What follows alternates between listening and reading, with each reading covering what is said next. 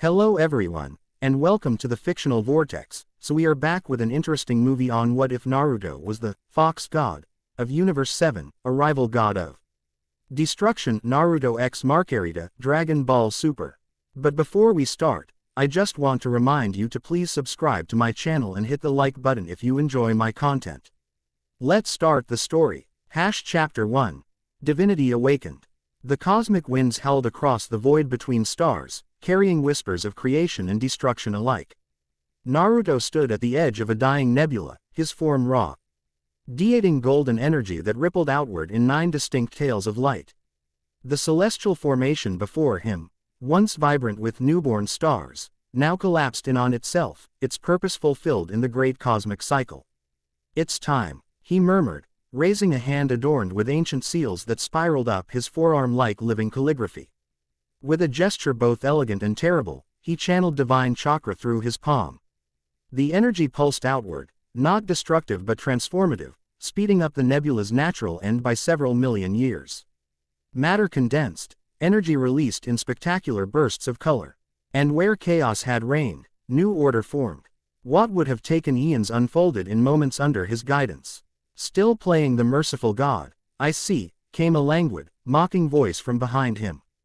Naruto didn't turn immediately. He felt no need to acknowledge Beerus until he was ready, a subtle assertion of equal standing that infuriated the feline god of destruction.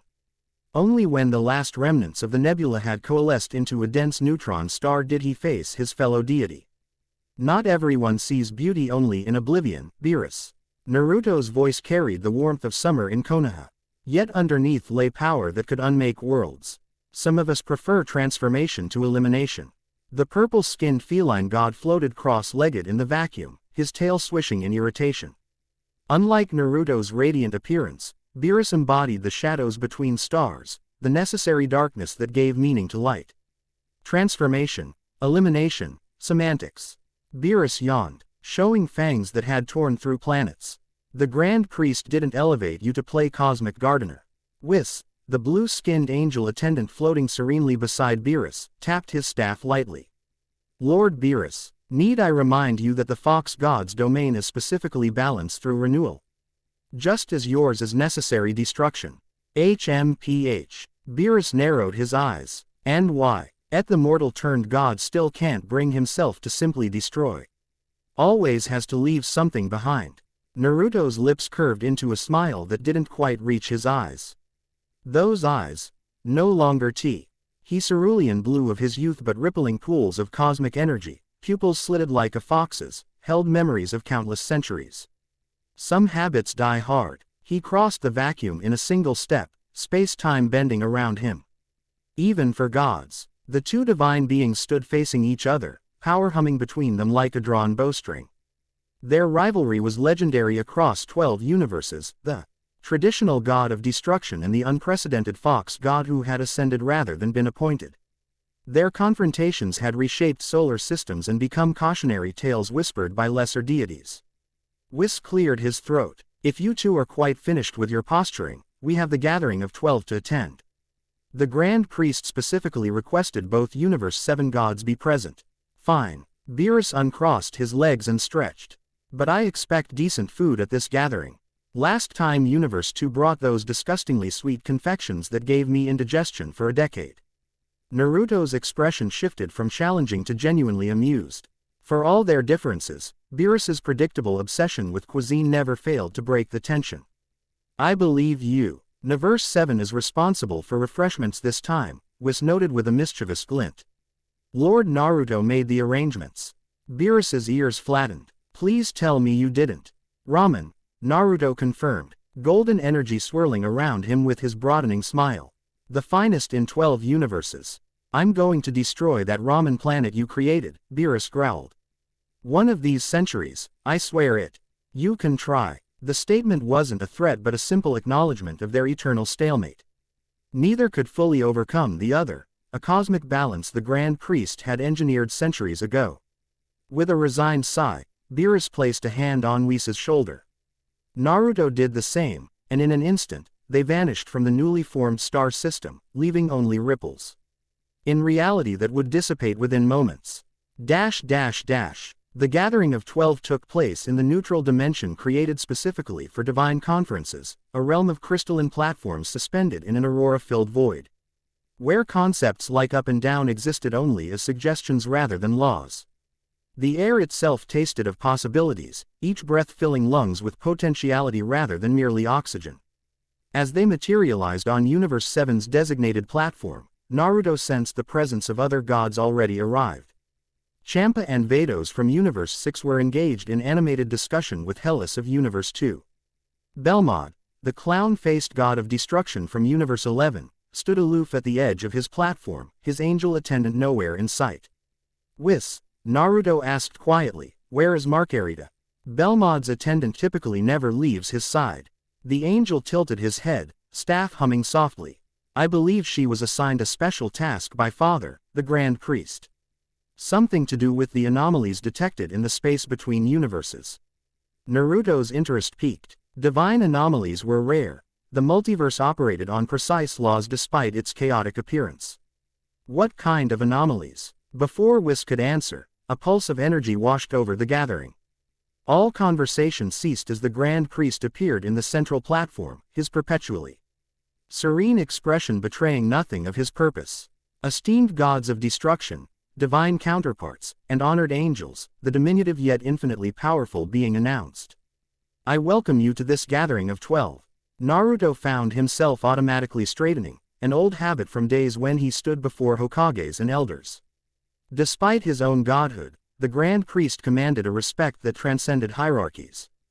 "Before we discuss matters of cosmic import," the Grand Priest continued, "I wish to introduce you all to a particular anomaly we have been investigating." He gestured elegantly, and a figure appeared beside him, a female angel with pale blue skin, white hair styled in a high ponytail, and wearing the distinctive black and maroon uniform of attendants. Her staff, unlike the others, was adorned with a darkened crystal sphere. "This is Marcarita, angel attendant to Universe 11, who has been assisting me in studying disturbances in the quantum foam between dimensions." The angel bowed gracefully, her eyes sweeping across the gathered deities before landing, just for a moment longer than necessary, on Naruto. Something in that gaze, curious, assessing, perhaps even challenging, sent an unfamiliar sensation through him, like lightning chakra but warmer, less painful. Belmod spoke up, his painted face showing rare concern. "Grand Priest, what exactly has my attendant discovered that requires a full gathering?" The Grand Priest's smile never wavered. "Patience, Lord Belmod. All will be explained in due course. First, refreshments. I believe Universe 7 has prepared something special." Quote. With a wave of his hand, extensive tables materialized on each platform, laden with steaming bowls of ramen that defied ordinary culinary limitations. Each odal strand contained galaxies of flavor, the broth swirled with essences of stars and nebulae, the protein elements transformed with each bite to match the consumer's deepest culinary desires. Biru sniffed his bowl suspiciously before taking a reluctant taste. His eyes widened in surprise. "This isn't terrible," he admitted begrudgingly. Naruto suppressed a smile. "The pork comes from the celestial boars of Inoshikacho Nebula. They feed on neutron star matter." As the gods and angels partook in the cosmic ramen, Naruto found himself approached by Marcarita, who floated gracefully to his platform with her staff held vertically at her side. "Fox God Naruto," she greeted, her voice melodious yet formal. "Your reputation precedes you across the multiverse." Naruto inclined his head, sensing the power contained within her slender form. Like all angels, she possessed strength beyond even the gods they served. "Only good things, I hope." "That depends." A slight smile curved her lips. "Some call you the god of second chances. Others, the divine trickster." She paused, studying him with eyes that seemed to see beyond physical form. "Lord Beerus often refers to you as that insufferable golden-haired upstart who refuses to destroy anything properly." A laugh escaped Naruto, warm, genuine, and startlingly human for a being of his cosmic stature. "Beerus has always had a way with words." Indeed, Marcarita's expression remained composed, but something in her eyes sparked with interest. "Though I find myself curious how a mortal ascended to godhood. Such a thing is unprecedented." The question touched on memories centuries old yet still vivid in Naruto's mind. The winds of cosmic energy shifted around them, responding to his momentary emotional surge.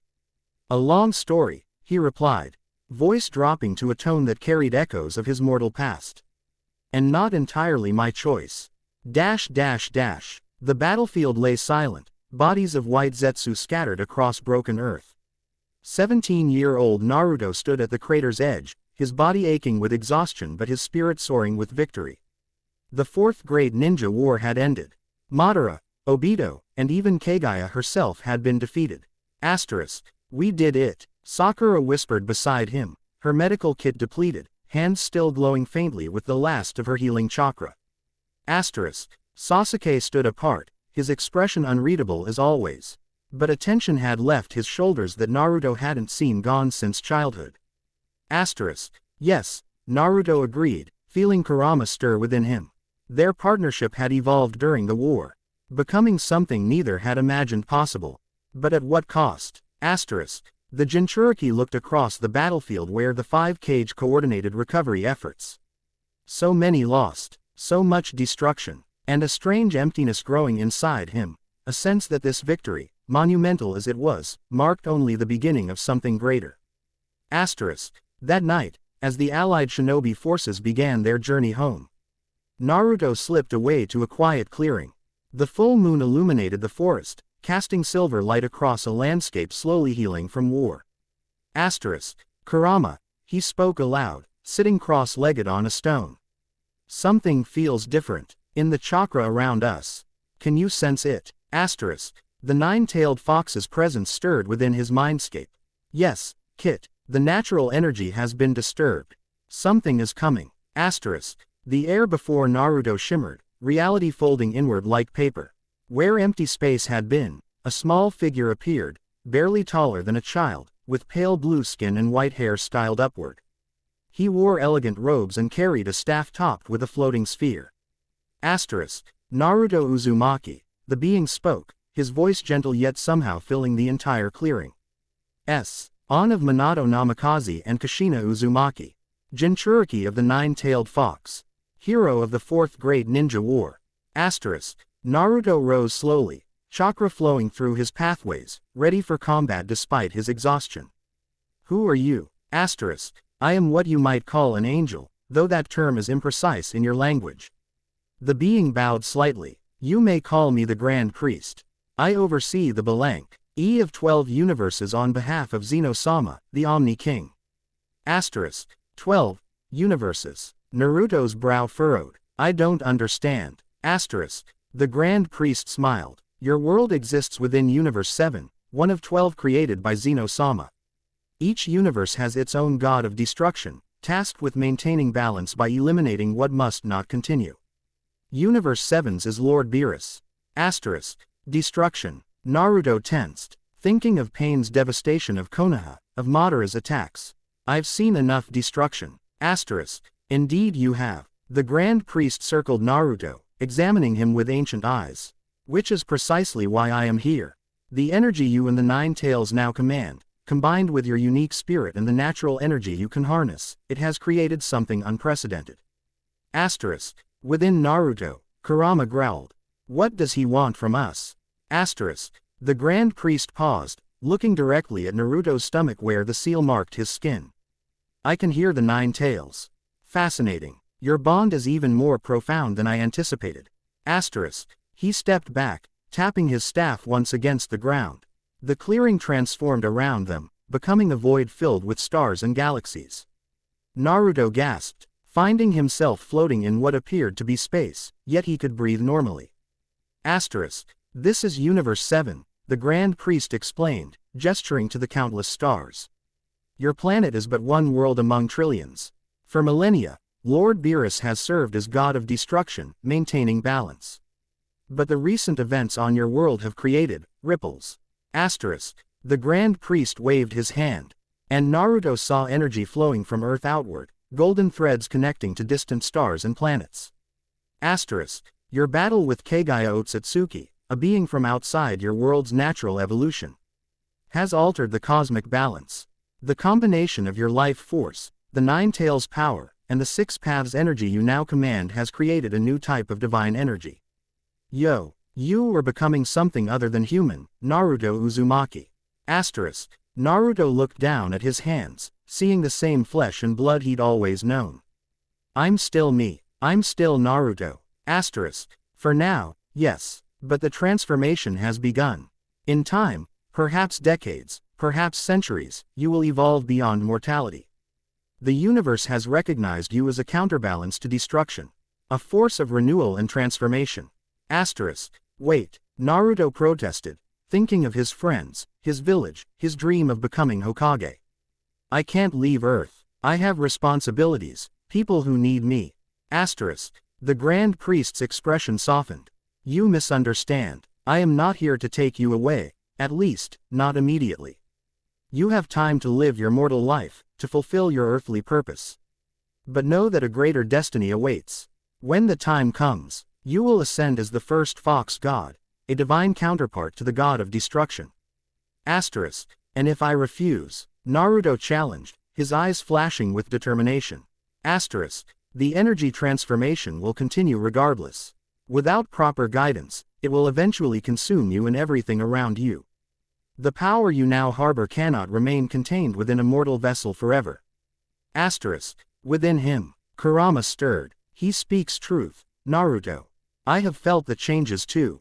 We are becoming something different. Asterisk. Naruto closed his eyes, feeling the weight of yet another destiny thrust upon him. How long do I have before this ascension? Asterisk. That depends on you, the Grand Priest answered. How quickly you master the divine energy now growing within you. How you choose to use it. But I will return when the time comes. Until then, live well, Naruto Uzumaki. The future fox god of Universe 7. Asterisk. With that, the starscape faded, and Naruto found himself back in the clearing. The Grand Priest gone as suddenly as he had appeared, leaving only a faint scent of ozone and stardust behind. Asterisk. Fox god Naruto. Marcarita's voice pulled him from the memory. Naruto blinked, realizing he'd been silent for several moments. Forgive me, old memories. I did not mean to pry into painful recollections, she said, though her eyes remained keenly interested. Not painful, just distant. Naruto studied her more carefully. You mentioned anomalies in the quantum foam. What exactly have you discovered? Marcarita glanced toward the Grand Priest, who was engaged in conversation with several gods. I am not at liberty to discuss details yet. But I can tell you this, the disturbances bear energy signatures similar to yours. Naruto's eyes narrowed. Similar to mine. That's impossible. My divine energy is unique. A blend of chakra, natural energy, and the Nine Tails power. Precisely why it's concerning. Marcarita lowered her voice. Something or someone is accessing or replicating energies that should be exclusive to you. Before Naruto could respond, the Grand Priest tapped his staff, creating a resonant tone that silenced all conversation. Now that refreshments have been enjoyed, let us proceed to the purpose of this gathering. The crystalline platforms rearranged themselves into a circle with the Grand Priest at the center. Naruto moved to Universe 7's designated position, standing beside Beerus while Whis floated serenely behind them. For millennia, the multiverse has existed in carefully maintained balance, the Grand Priest began. Each universe following its own evolutionary path under the guidance of its respective deities. However, recent events have disrupted this harmony. With a wave of his hand, he conjured an image of swirling darkness shot through with golden light, a visualization of the space between universes.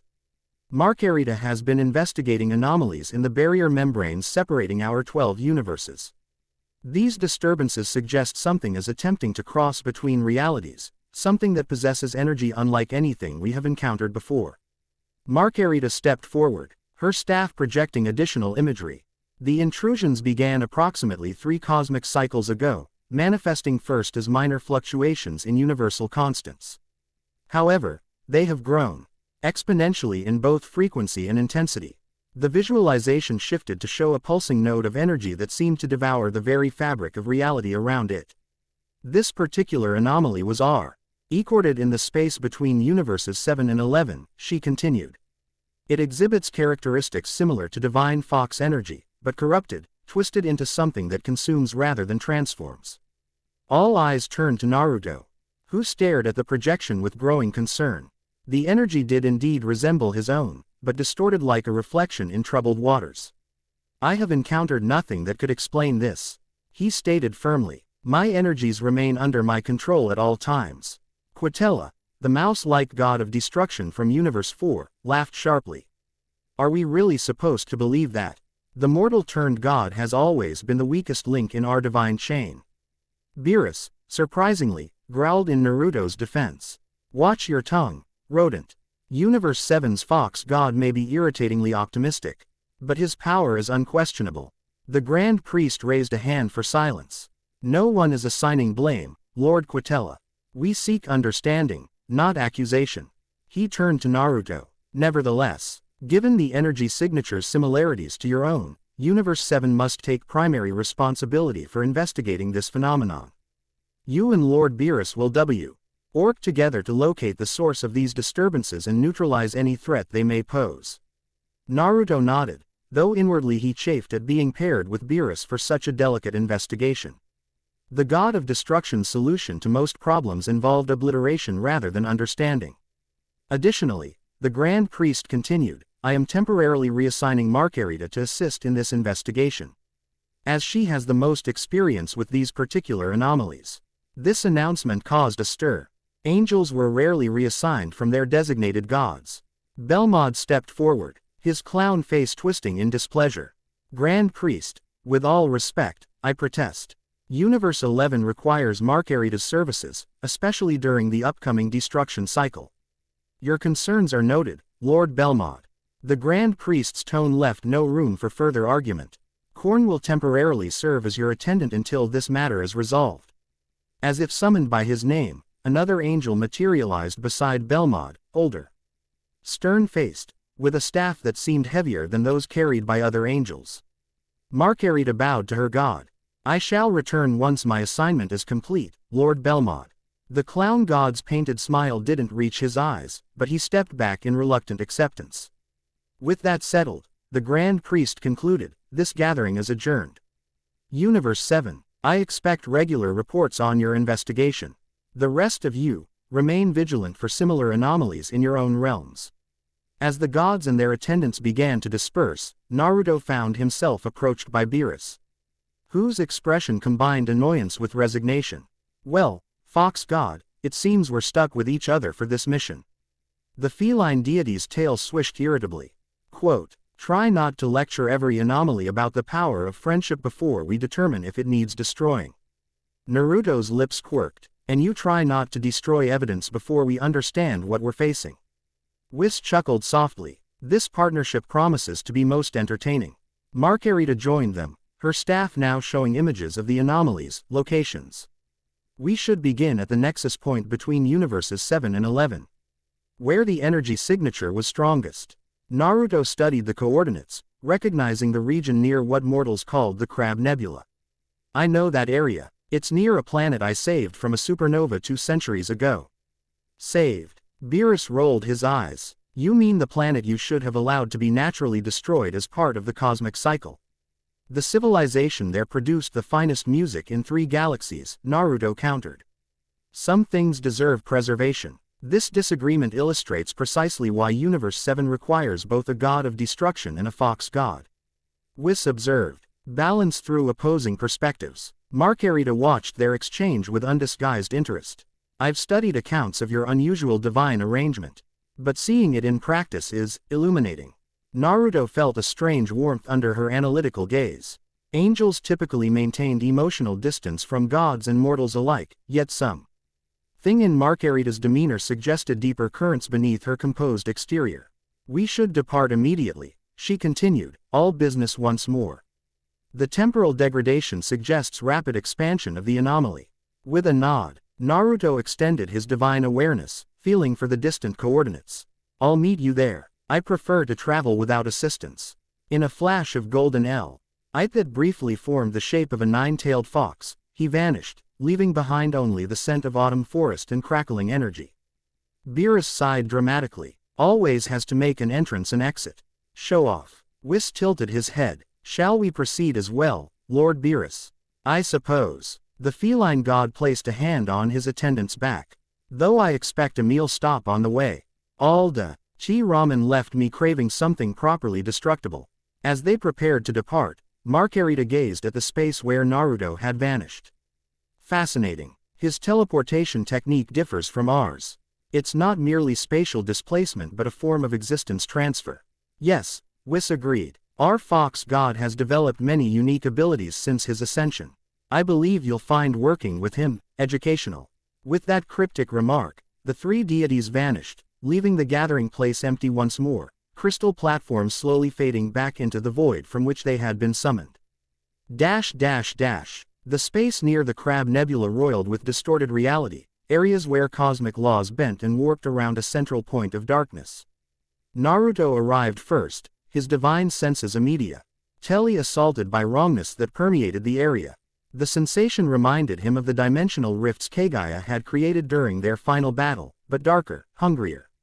He extended his awareness cautiously, golden energy forming a protective barrier around him as he probed the anomaly. The darkness seemed to respond to his presence, pulsing like a heartbeat, tendrils of corrupted energy reaching toward him before recoiling. It recognizes you, came Marcarita's voice as she appeared alongside Beerus and Whis. How curious. Naruto frowned, calling on Kurama's power to enhance his perceptions. The Nine Tails, now an integral part of his divine nature rather than a separate entity, flowed through him with familiar warmth. Not recognition, he corrected, eyes shifting to slitted crimson. Hunger. It's attracted to my energy signature. Beerus floated closer, his own divine aura manifesting as purple destruction energy. Then perhaps we should give it something to choke on. Before Naruto could protest, the god of destruction formed a concentrated sphere of annihilation energy and hurled it toward the anomaly. The sphere disappeared into the darkness without effect, not even a ripple marking its passage. Well, Beerus remarked dryly, that's never happened before. Whis tapped his staff, creating a translucent barrier around them. Most concerning. Destruction energy should affect all matter and energy in Universe 7. Marcarita moved forward, her staff glowing with analytical energy as she scanned the disturbance. This confirms my earlier findings. The anomaly exists partially outside normal dimensional physics. It's a breach point rather than a phenomenon itself. A breach from where? Naruto questioned, his divine senses stretching beyond normal perception, seeking the source. That is the central question. Marcarita's expression remained composed, but tension showed in her grip on her staff. The energy patterns suggest origins from before the creation of our current 12 universes. Whis looked sharply at his fellow angel. You can't mean the null realm, she confirmed quietly. The void that existed before creation. Beerus hissed, his ears flattening. Impossible. The null realm was sealed away when Zeno-sama created the multiverse. And yet, Whis gestured toward the anomaly, which had begun pulsing more rapidly. Naruto moved closer, golden chakra chains materializing around him, a divine version of his mother's technique, enhanced by centuries of development. Whatever it is, it's expanding. The chains extended toward the anomaly, not to capture but to sense. As they touched the darkness, Naruto gasped, images flooding his mind. A fox-shaped entity composed of void energy, 9 tails of anti-creation sweeping through galaxies, consuming everything in its path. A dark mirror to himself. He pulled back abruptly, chains dissipating. There's something in there. Something using my energy signature as a template. Marcarita was beside him instantly, her staff touching his temple. Show me. The contact created a connection between them, allowing her to see the images in his mind. Her eyes widened rationally, a significant display of emotion for an angel. A null fox, she whispered. A conceptual entity from the pre-creation void, using your divine pattern to manifest in our reality. How is that possible? Beerus demanded. Nothing from the null realm can access the multiverse without Zeno-sama's permission. Unless, Whis theorized, something or someone provided it with a template to bypass the dimensional barriers.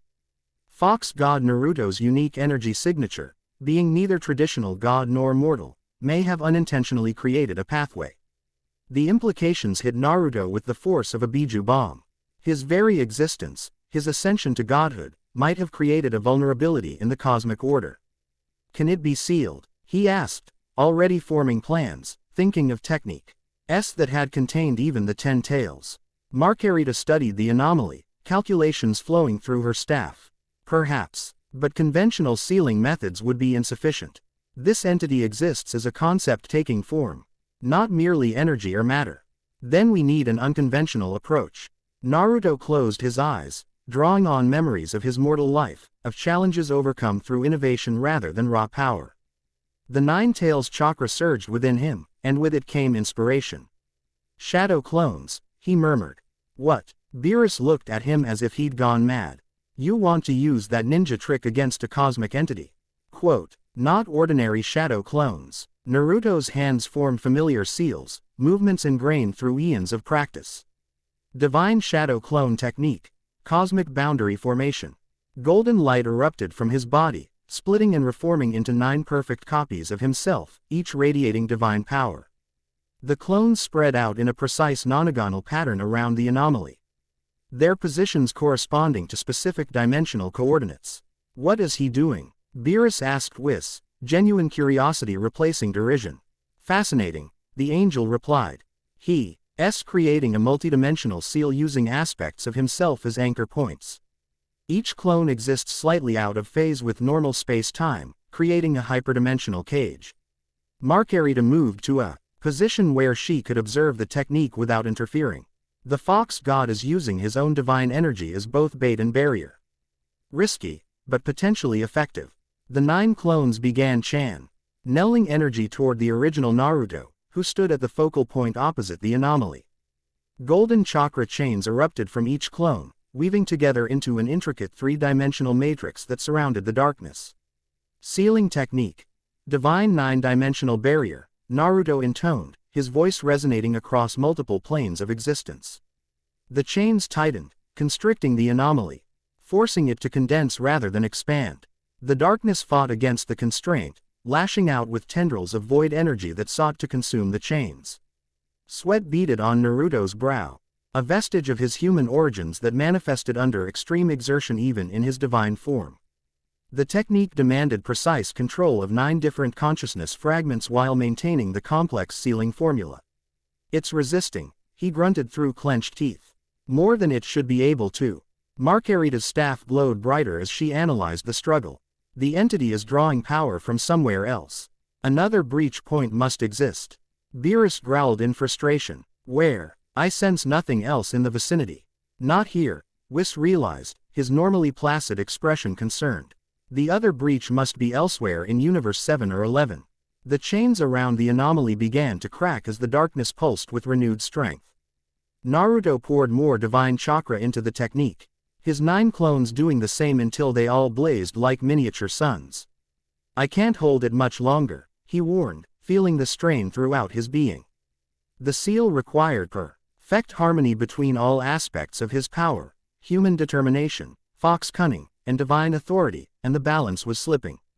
Marcarita made a decision. Moving with angelic grace, she positioned herself behind Naruto, her staff touching the small of his back. I will stabilize your energy flow. Continue the sealing. A jolt of pure, refined divine energy flowed from her into Naruto, cold and precise where his was warm and wild. The contrasting energies should have conflicted, perhaps even caused a catastrophic reaction. Instead, they synchronized, complementing each other in ways that defied cosmic laws.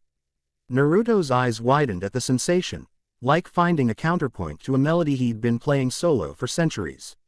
With Marcarita's energy supporting his own, the sealing chains strengthened, their golden light taking on a subtle blue tint where her power merged with his.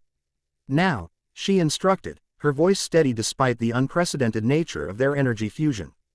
Complete the seal before the connection to its other anchor reasserts. Drawing on their combined power, Naruto brought his hands together in a final seal. Divine art. Celestial imprisonment. The matrix of chains contracted suddenly, condensing the darkness into a sphere no larger than a marble. 9 symbols appeared around it, each representing an aspect of Fox divinity: wisdom, transformation, cunning, endurance, ferocity, adaptability, protection, illusion, and renewal. The symbols spiraled inward, etching themselves onto the surface of the dark sphere until it was completely covered in glowing script. With a final pulse of golden blue energy, the seal completed. The sphere ceased its struggle, now contained within layers of divine law that even a null realm entity couldn't breach. Naruto's shadow clones dispersed, their purpose fulfilled, returning their portions of his consciousness and remaining chakra to the original. He sagged slightly, the exertion evident despite his divine nature. Marcarita removed her staff from his back, though the connection between their energies lingered for several moments longer than strictly necessary. Most impressive, Fox God. I've never seen healing techniques applied to cosmic phenomena with such precision. A remnant of my mortal training, Naruto replied, straightening as his strength returned. Some skills transcend the boundary between human and divine. The sealed sphere floated before them, now dormant but still radiating wrongness that set divine senses on edge. What do we do with it now? Beerus asked, eyeing the object with distaste. Even sealed, it's an abomination that shouldn't exist in our universe. Whis examined the seal without touching it. It appears stable, but I agree with Lord Beerus. Such an entity cannot remain in normal space. I know a place, Naruto said after a moment's consideration. A pocket dimension I created to contain dangerous artifacts. It exists adjacent to normal space-time but paraded by multiple dimensional barriers. Marcarita nodded. That would be appropriate containment. However, she hesitated, which was unusual for an angel. The existence of one breach suggests others. And the fact that it used your divine signature as a template remains concerning. Naruto cupped the sealed sphere in his palm, additional protective seals flowing from his fingers to reinforce the containment. Then we find the other breach points and seal them as well. And discover who or what is using my energy signature to create these rifts. Which brings us back to the core question, Beerus noted. Who would have both knowledge of your unique divine energy pattern and the power to create bridges from the null realm? A cold certainty settled in Naruto's gut, a feeling he had earned to trust over centuries of godhood. Someone from my past, someone who understood the nature of my power before I ascended. Impossible, Whis countered. No mortal from your era would still exist. And those who ascended to other positions in the cosmic hierarchy would have no reason to create such dangerous anomalies. Unless, Naruto's mind turned to one possibility he had long considered settled. Unless they weren't as defeated as we believed. Marcarita studied him intently. You have a specific entity in mind. Kagaya Otsutsuki. The name tasted like ash on his tongue. The rabbit goddess. We sealed her away, but her connection to dimensional manipulation was unparalleled. If any fragment of her consciousness survived. I am unfamiliar with this entity, Marcarita admitted. The records of your mortal life are incomplete in the celestial archives. Naruto's expression darkened with ancient memories. She was an alien being who came to Earth millennia before I was born. Consumed the fruit of the god tree, and gained powers that made her essentially a goddess. She could create and move between dimensions at will. And you believe she might have survived her defeat? Whis asked, his tone carefully neutral. We sealed her with the 6 paths, planetary devastation technique. Her physical form was imprisoned, but her consciousness, we never fully understood the extent of her abilities. Naruto closed his fist around the sealed sphere, storing it in his personal dimension with a subtle gesture. If even a fragment of her awareness remained active all these centuries, then we have a significant problem, Beerus concluded. A being with dimensional manipulation abilities targeting a god of Universe 7. Marcarita's staff hummed as she processed this information. We should investigate this possibility thoroughly before reporting to the Grand Priest. If an external entity has found a way to breach the null realm barriers, all 12 universes could be at risk. Agreed. Naruto nodded. We start with the planet where Kagaya was originally sealed. After all these centuries, little would remain, but divine senses might detect residual energy patterns. And if we find evidence of her involvement? Beerus asked, destruction energy crackling around his fingers. Naruto's eyes flashed crimson, 9 phantom tails of golden energy briefly manifesting behind him. Then we finish what I started as a mortal. Permanently. The 4 divine beings gazed out at the stars of Universe 7, each contemplating the implications of what they had discovered. The multiverse had existed in relative stability for eons, the balance between creation and destruction maintained by careful divine oversight. If something from the null realm had found a way in, something that could resist even a god of destruction's power, then everything they had preserved might be at risk. For Naruto, the threat carried additional weight. If Kagaya had somehow returned and was using his own divine signature against him, then his ascension to godhood, a transformation he had never fully wanted, might prove to be the multiverse's greatest vulnerability. We should proceed to Earth immediately, Marcarita suggested, breaking the contemplative silence. The sooner we confirm or dismiss this Kagaya theory, the sooner we can develop an appropriate response. As they prepared to depart, Naruto felt Marcarita's gaze on him again, thoughtful and penetrating. The connection they had formed during the sealing lingered like an echo, raising questions about the nature of Fox's divinity and angelic energy that he had never considered before. In over 5 centuries as the Fox God, he had never experienced such seamless synchronization with another being, not even with Kurama, whose essence had become inseparable from his own. The implications both intrigued and unsettled him. With a final glance at the now empty space where the anomaly had been, Naruto channeled his divine chakra and vanished in a flash of golden light, heading for the planet where his journey had begun, and where, perhaps, a new threat was taking form. Chapter 1 End. Chapter 2. Divine Convergence. Earth had changed. Naruto stood atop what had once been Mount Myoboku, the ancient sanctuary of the Toad Sages, now just another weathered peak among countless others. 5 centuries of tectonic shifts, climate changes, and human development had redrawn the world's face until it barely resembled the one he'd known as immortal. Yet beneath these alterations, the planet's essentia, spirit remained. The same chakra flowed through its core, the same determined life force pushed through concrete and steel to reclaim abandoned spaces. Golden eyes gazed down at a sprawling metropolis where Konohagakure had once stood. Gleaming skyscrapers and bubble-shaped transit tubes replaced the humble wooden structures and winding streets of his childhood. Only the mountain bearing the Hokage faces remained recognizable, though centuries of erosion had softened their features to mere suggestions of human countenance. Feeling nostalgic, came a voice from behind him. Naruto didn't need to turn. That chakra signature, though evolved and expanded over centuries, remained as familiar as his own.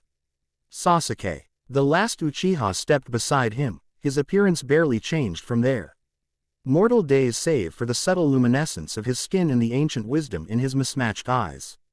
Where Naruto had ascended to godhood, Sasuke had chosen a different path, becoming Earth's immortal guardian. A position somewhere between divine and human. You've been away for decades this time, Sasuke noted, his black cloak rippling in the mountain breeze. The last visit was during that new, clear crisis in what they're calling the New Western Empire. Has it been that long? Naruto's brow furrowed. Time moves differently when you're monitoring cosmic cycles. A comfortable silent street, retched between them, the understanding of beings who had once been rivals, then friends, and now something beyond definition. 2 immortals who had taken divergent paths yet remained connected through bonds forged in mortal combat and shared sacrifice. You're not here for a casual visit, Sasuke finally observed, his Rinnegan eye gleaming as it perceived the subtle disturbances in Naruto's divine energy. Something's wrong. Naruto nodded, gaze still fixed on the city below.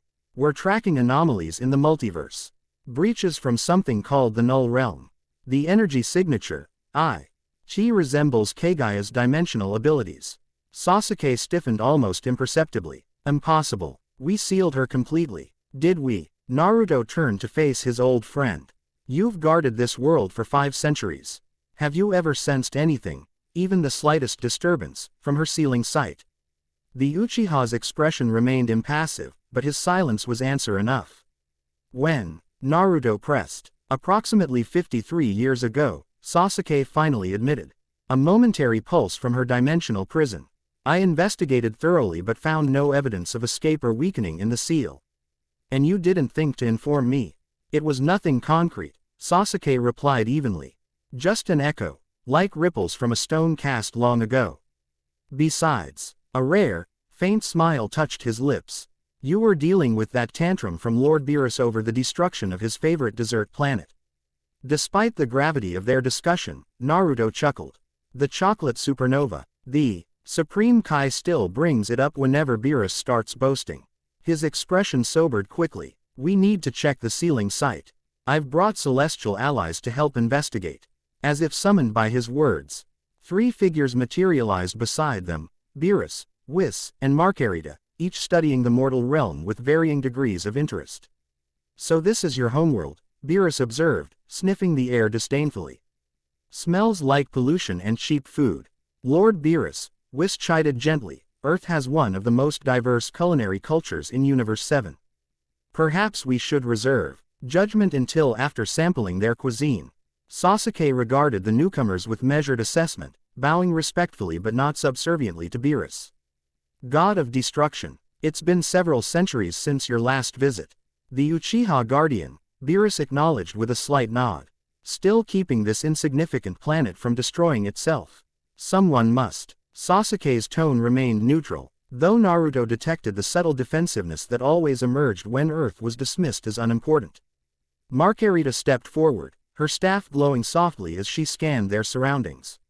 This planet has unusually high concentrations of spiritual energy for a technologically advanced world. Most civilizations lose their connection to such forces as they develop mechanically. Earth is unique, Naruto explained. Chakra, our form of energy manipulation, was introduced artificially thousands of years ago by the very being we're investigating. Sasuke turned his attention to Marcarita. You're not Whis' sister Vados. Your energy signature feels different. I am Marcarita, angel attendant to Universe 11, she introduced herself with a slight bow. I've been temporal. Why assigned to assist with this investigation due to my expertise in dimensional anomalies. The Uchiha studied her for a moment before nodding in acceptance. The sealing site has moved with the continental shift. It's now beneath what they call Neo-Atlantis in the Southern Ocean. An underwater city. Whis seemed delighted by the concept. How charming. Humans continue to surprise me with their adaptability. Beerus rolled his eyes. Yes, they're very clever for such short-lived creatures. Can we proceed to this sealing site now? Standing on this mountain is giving me nothing but altitude irritation. Naruto placed a hand on Sasuke's shoulder. Lead the way, old friend. Neo-Atlantis rose from the ocean depths like a fever dream of glass, coral, and bioluminescent technology. Massive transparent domes contained neighborhoods with architectural styles from across human history, while synthetic gill-equipped citizens swam alongside conventional air breathers in transit tunnels filled with regulated mixtures of water and oxygen. The divine visitors moved unseen through the underwater metropolis, their presence masked from mortal perception by a simple technique Naruto had developed centuries ago, the divine concealment jutsu. Fascinating adaptation, Marcarita observed as they passed a hybrid commercial district where waterproof tablets displayed advertisements in holographic bubbles. These humans have engineered themselves to survive both aquatic and terrestrial environments. Humanity always finds a way forward, Naruto replied, a hint of pride coloring his voice. It's why I fought so hard to protect them, even before I understood why. Sasuke led them deeper, beyond the populated sections of Neo-Atlantis to the ocean floor where ancient basalt our Martians created natural caves illuminated only by bioluminescent deep-sea creatures. As they entered a particularly massive cavern, Naruto felt the unmistakable resonance of an otherworldly seal. Here, Sasuke confirmed, activating his Rinnegan to reveal what ordinary senses could not perceive. The cave's rear wall shimmered, overlaid with dimensional distortions that bent light and space around a central point. To divine perception, the distortion took form, an intricate seal pattern consisting of 9 concentric circles of ancient script, each rotating in a different direction around a dark, compressed point of absolute nothingness. 6 paths. Planetary devastation, Naruto murmured, recognizing the technique that he, Sasuke, and the reincarnated sage of 6 paths had used to imprison Kagaya 5 centuries earlier. The seal is intact. On this dimensional plane, yes, Marcarita noted, moving closer with her staff extended. But it exists in multiple dimensions simultaneously. I'm detecting fluctuations in the higher dimensional aspects. Her staff projected a complex 3-dimensional model of the seal, revealing hairline fractures in planes of existence invisible to even Sasuke's Rinnegan. It's weakening, Whis confirmed, his normally pleasant expression serious. Slowly, but definitively. Beerus hissed softly. Explain to me again why we don't simply destroy this entire cave system and be done with it. Obliteration leaves nothing to escape. Because Kagaya exists partly outside normal space-time, Naruto explained patiently. destroying her physical PR. Isan might actually accelerate her release by removing the dimensional anchors binding her. Besides, Sasuke added, if she's connected to these null realm breaches, we need to understand how before eliminating anything. Marcarita's staff pulsed with analytical energy as she moved in a precise pattern around the seal. This imprisonment technique is remarkably sophisticated for mortal design. It operates on principles similar to divine sealing methods. The Sage of Six Paths who helped create it was himself descended from Kagaya, Naruto explained. He inherited a portion of her Dimensi, Onal manipulation abilities and refined them toward protective rather than destructive purposes. I'm detecting an energy signature within the seal, Marcarita announced suddenly. It's attenuated, like an echo, but there's definitely a consciousness still active. Naruto and Sasuke exchanged glances. After 5 centuries, they had assumed Kagaya's mind would have degraded within the seal, leaving only her tremendous power contained. Can you establish communication? Naruto asked, moving beside Marcarita. The angel hesitated. Possibly, but inadvisable. Any connection might provide a pathway for influence or escape. We need information, Naruto countered. If Kagaya is behind these breaches, we need to know how and why.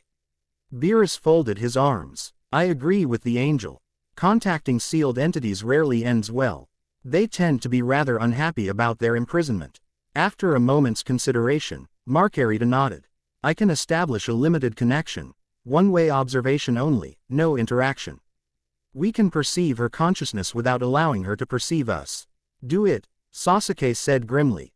With precise movements of her staff, Marcarita created a complex array of light symbols that overlaid the existing seal.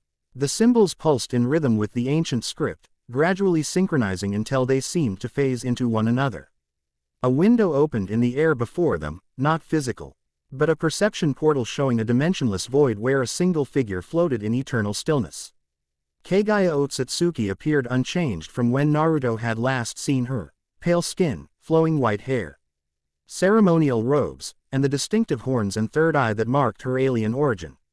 Her eyes were open but unseeing, staring into infinity. She's conscious, Marcarita confirmed softly. But her mind is fragmented, scattered across multiple dimensional planes. As they watched, Kagaya's lips moved, forming words without sound. Marcarita adjusted her technique, and suddenly they could hear the imprisoned goddess's whispered monologue. The shadow grows beyond the wall. He wears my grandson's face but speaks with the voice of the void. 5c. Entries of silence broken by his whispers. He promises freedom if I show him the paths between worlds. She's been contacted by someone, Sasuke realized, his hand instinctively moving to his sword. Someone claiming connection to her lineage, Naruto added, brow furrowed in concentration. Posing as an Otsutsuki, but something else entirely. Kagaya's disembodied voice continued, I refuse his offers. The fox child sealed me fairly. My ambition brought destruction, but he takes what he wants, fragments of my knowledge, tears in my dimensional understanding. She's she cooperating with whatever is creating these breaches, Naruto realized with surprise. She's being exploited. Marcarita nodded slowly. The fragmentation of her consciousness makes her vulnerable. Parts of her knowledge could be extracted without her full awareness. So something or someone is mining her dimensional expertise to create pathways from the null realm, was summarized. But what entity would have both the power to contact her imprisoned consciousness and the desire to breach universal barriers? Kagaya's voice grew suddenly stronger, more focused, as if she'd momentarily assembled her scattered awareness. He calls himself the Shadow Fox. Born from the reflection of divinity upon nothingness, he seeks the one who ascended. Naruto Uzumaki, Fox God, my Eatist adversary and unexpected salvation. The connection wavered as Kagaya's consciousness dispersed again into fragments. Before Marcarita could stabilize it, the imprisoned goddess spoke one final, chilling sentence. He comes wearing the face of your darkness, the hatred you overcame, the shadow you never cast. The viewing portal collapsed as Kagaya retreated deeper into her dimensional prison. Her consciousness scattering beyond even Marcarita's ability to track. A heavy silence filled the underwater cavern as the divine visitors processed what they had witnessed. Naruto felt a cold certainty settling in his gut, a feeling he had experienced rarely in his centuries of godhood. "She's telling the truth," he finally said. "I can feel it, whatever this shadow fox is. She's using her knowledge against her will. And targeting you specifically," Sasuke noted, his expression grim. "A dark reflection of your divinity, born from the null realm." Beerus growled softly. "Wonderful. As if one fox god wasn't troublesome enough, now we have a shadow version to contend with." Whis tapped his staff thoughtfully. "This changes our understanding of the situation considerably. These breaches aren't random anomalies, they're calculated incursions by an entity with specific knowledge of Universe 7's divine structure. And particular interest in me," Naruto added quietly. "The question is, why?" Marcarita studied the seal once more, her staff recording complex measurements. The entity's description suggests a null realm manifestation using Fox God Naruto as a template. A divine doppelganger of sorts. Quote, "Could such a thing exist?" Sasuke asked. "A negative reflection of divinity. Theoretically," Whis replied, "the null realm exists as potential without foe. The absence that gives meaning to presence. If it somehow obtained a template, such as Naruto's divine energy pattern, it might form an entity embodying everything he is not." Naruto paced the cavern floor, golden energy swirling around him as his agitation grew. "My shadow, the hatred I overcame." He stopped suddenly, turning to Sasuke with widening eyes. "Like when we fought at the Valley of the End. The dark chakra manifestation of my hatred and pain. But on a cosmic scale," Sasuke finished the thought. "Empowered by the null realm itself." Beerus flicked his tail irritably. "Enough speculation. We need more concrete information before reporting to the Grand Priest. Where would this shadow entity strike next if it's targeting you specifically?" Naruto considered the question. "It would seek places significant to my development as a god. The Valley of the End where I fought Sasuke. Mount Myoboku where I learned sage techniques. And," his expression darkened, "the moon." "The moon?" Marcarita questioned. "The first Hokage created it to seal away the Ten Tails husk after Kagaya's initial defeat," Sasuke explained. "It later became the base for an attempted world-ending technique during our era." Naruto nodded. "If this shadow fox is collecting pieces of my history to build power against me, the moon would contain a critical component, the origin point of all chakra on Earth." Before they could discuss further, a new presence appeared at the cavern entrance, a slender female figure with pale skin, glasses, and distinctive pink and blue hair tied in a ponytail. She wore a scientific bodysuit with the red ribbon insignia modified with scientific notations. "Fascinating conversation," the newcomer remarked, adjusting her glasses as she studied each divine being with clinical interest. "Null realm breaches, shadow entities, and chakra origins, exactly the anomalies my sensors have been tracking for months." Beerus bristled. "Who dares intrude on a gathering of gods?" The woman bowed slightly, seemingly unintimidated. "Dr. Android 21, lead quantum physicist at Neo Atlantis Research Division. And you must be Lord Beerus, god of destruction." Her intel. Ligent eyes moved to each visitor in turn. "Whis, angel attendant. Another angel I'm not familiar with. Sasuke Uchiha, Earth's guardian." And, her gaze lingered on Naruto, a spark of scientific curiosity lighting her features. "The Fox God himself. Your energy signature is absolutely unique in all my readings." Naruto raised an eyebrow. "You can see us despite the divine concealment jutsu." They modified my optical systems to detect quantum fluctuations associated with higher dimensional beings," she explained, approaching with measured steps. "Your concealment alters light and sound waves. But not the fundamental distortions your divine presence creates in space-time." Sasuke moved slightly, positioning himself between the android and the sealed prison. "How did you find this location?" "It's shielded from all conventional detection methods." Android 21 smiled, pulling a small device from her coat pocket. "By tracking dimensional fractures. For the past 6 months, microscopic TARs in reality have been appearing globally, centered around locations with historical significance to the ninja era." She activated the device, which projected a holographic globe marked with dozens of pulsing red points. "The Valley of the End. The ruins of hidden sand. The crater that was once hidden rain. And most significantly," she zoomed in on their current location. "This underwater sit, Where my readings detect an ancient seal containing enormous power. Marcarita stepped forward, examining the android with open curiosity. Your technology shouldn't be capable of detecting such phenomena. They exist partially outside conventional physics. Conventional physics, yes, Android 21 agreed, adjusting her glasses again in a gesture that seemed more habit than necessity. But I've been developing theories of trans-dimensional quantum mechanics since discovering trace particles of divine energy in meteorite fragments 20 years ago. She looked directly at Naruto. Fragments that, I've recently determined, contain an energy signature matching yours, Fox God. Naruto exchanged glances with Whis and Marcarita. This mortal, or rather, artificial being, had independently disco. Varied evidence of the very anomalies they were investigating. What exactly are you? Beerus demanded, circling Android 21 with narrowed eyes. You're neither fully mechanical nor biological. An accurate observation, she replied calmly. I'm a bioandroid, organic components enhanced with technological elements. Originally created by the Red Ribbon Army using cells from various fighters, though I've significantly modified my own structure since gaining independence. She turned back to Naruto. But more relevantly, I'm someone who can help you understand these breaches. My laboratory has been monitoring them since they first appeared, and I've developed theoretical models of their behavior patterns. Naruto studied her with divine senses that perceived beyond physical form. Android 21's energy was indeed unique, a complex synthesis of human life force, mechanical precision, and something else, a buried power reminiscent of the ancient threats he'd faced as a mortal. Cell's DNA, he murmured in recognition. You carry genetic material from perfect cell. Android 21 looked impressed.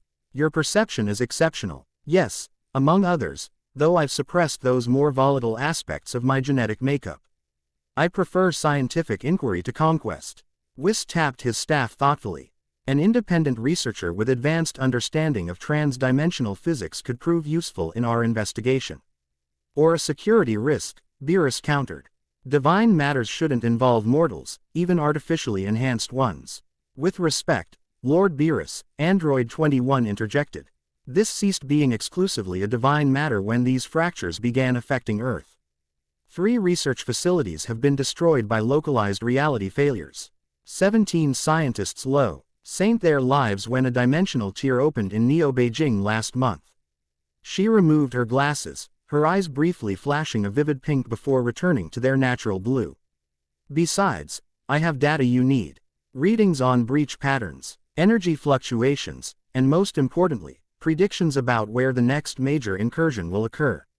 Naruto considered her offer. As Fox God, he had maintained connections with Earth despite his cosmic responsibilities, occasionally bending divine protocols to protect his homeworld.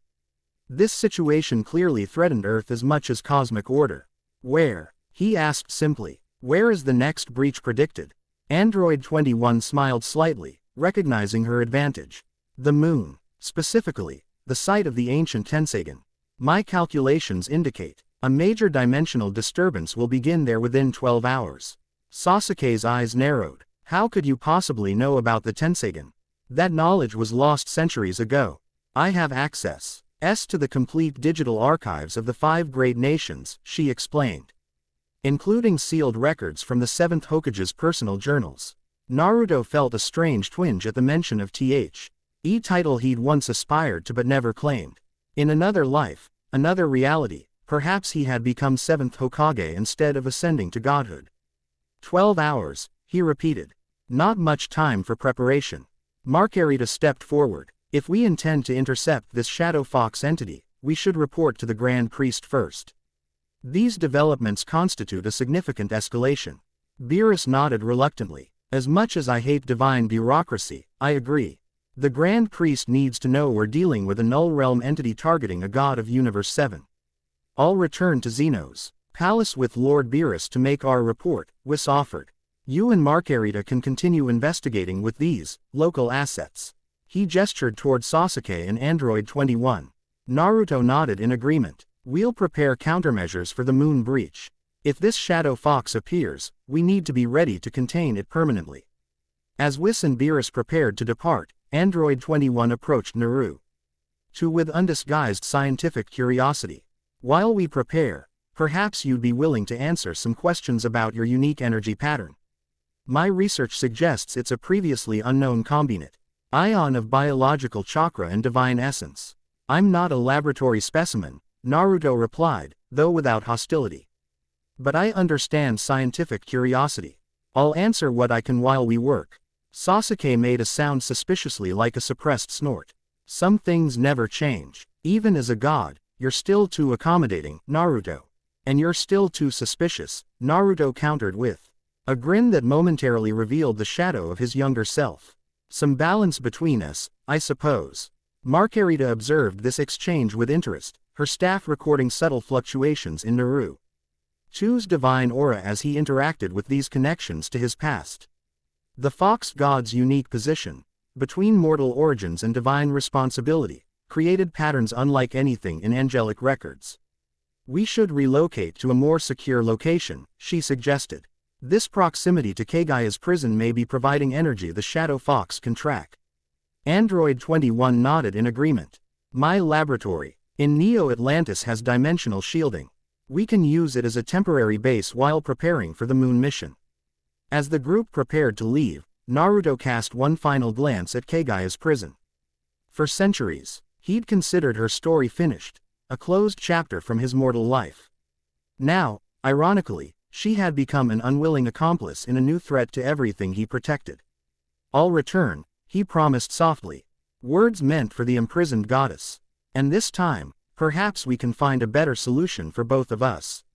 Whether coincidence or response, the seal pulsed once with pale light before returning to its dormant state.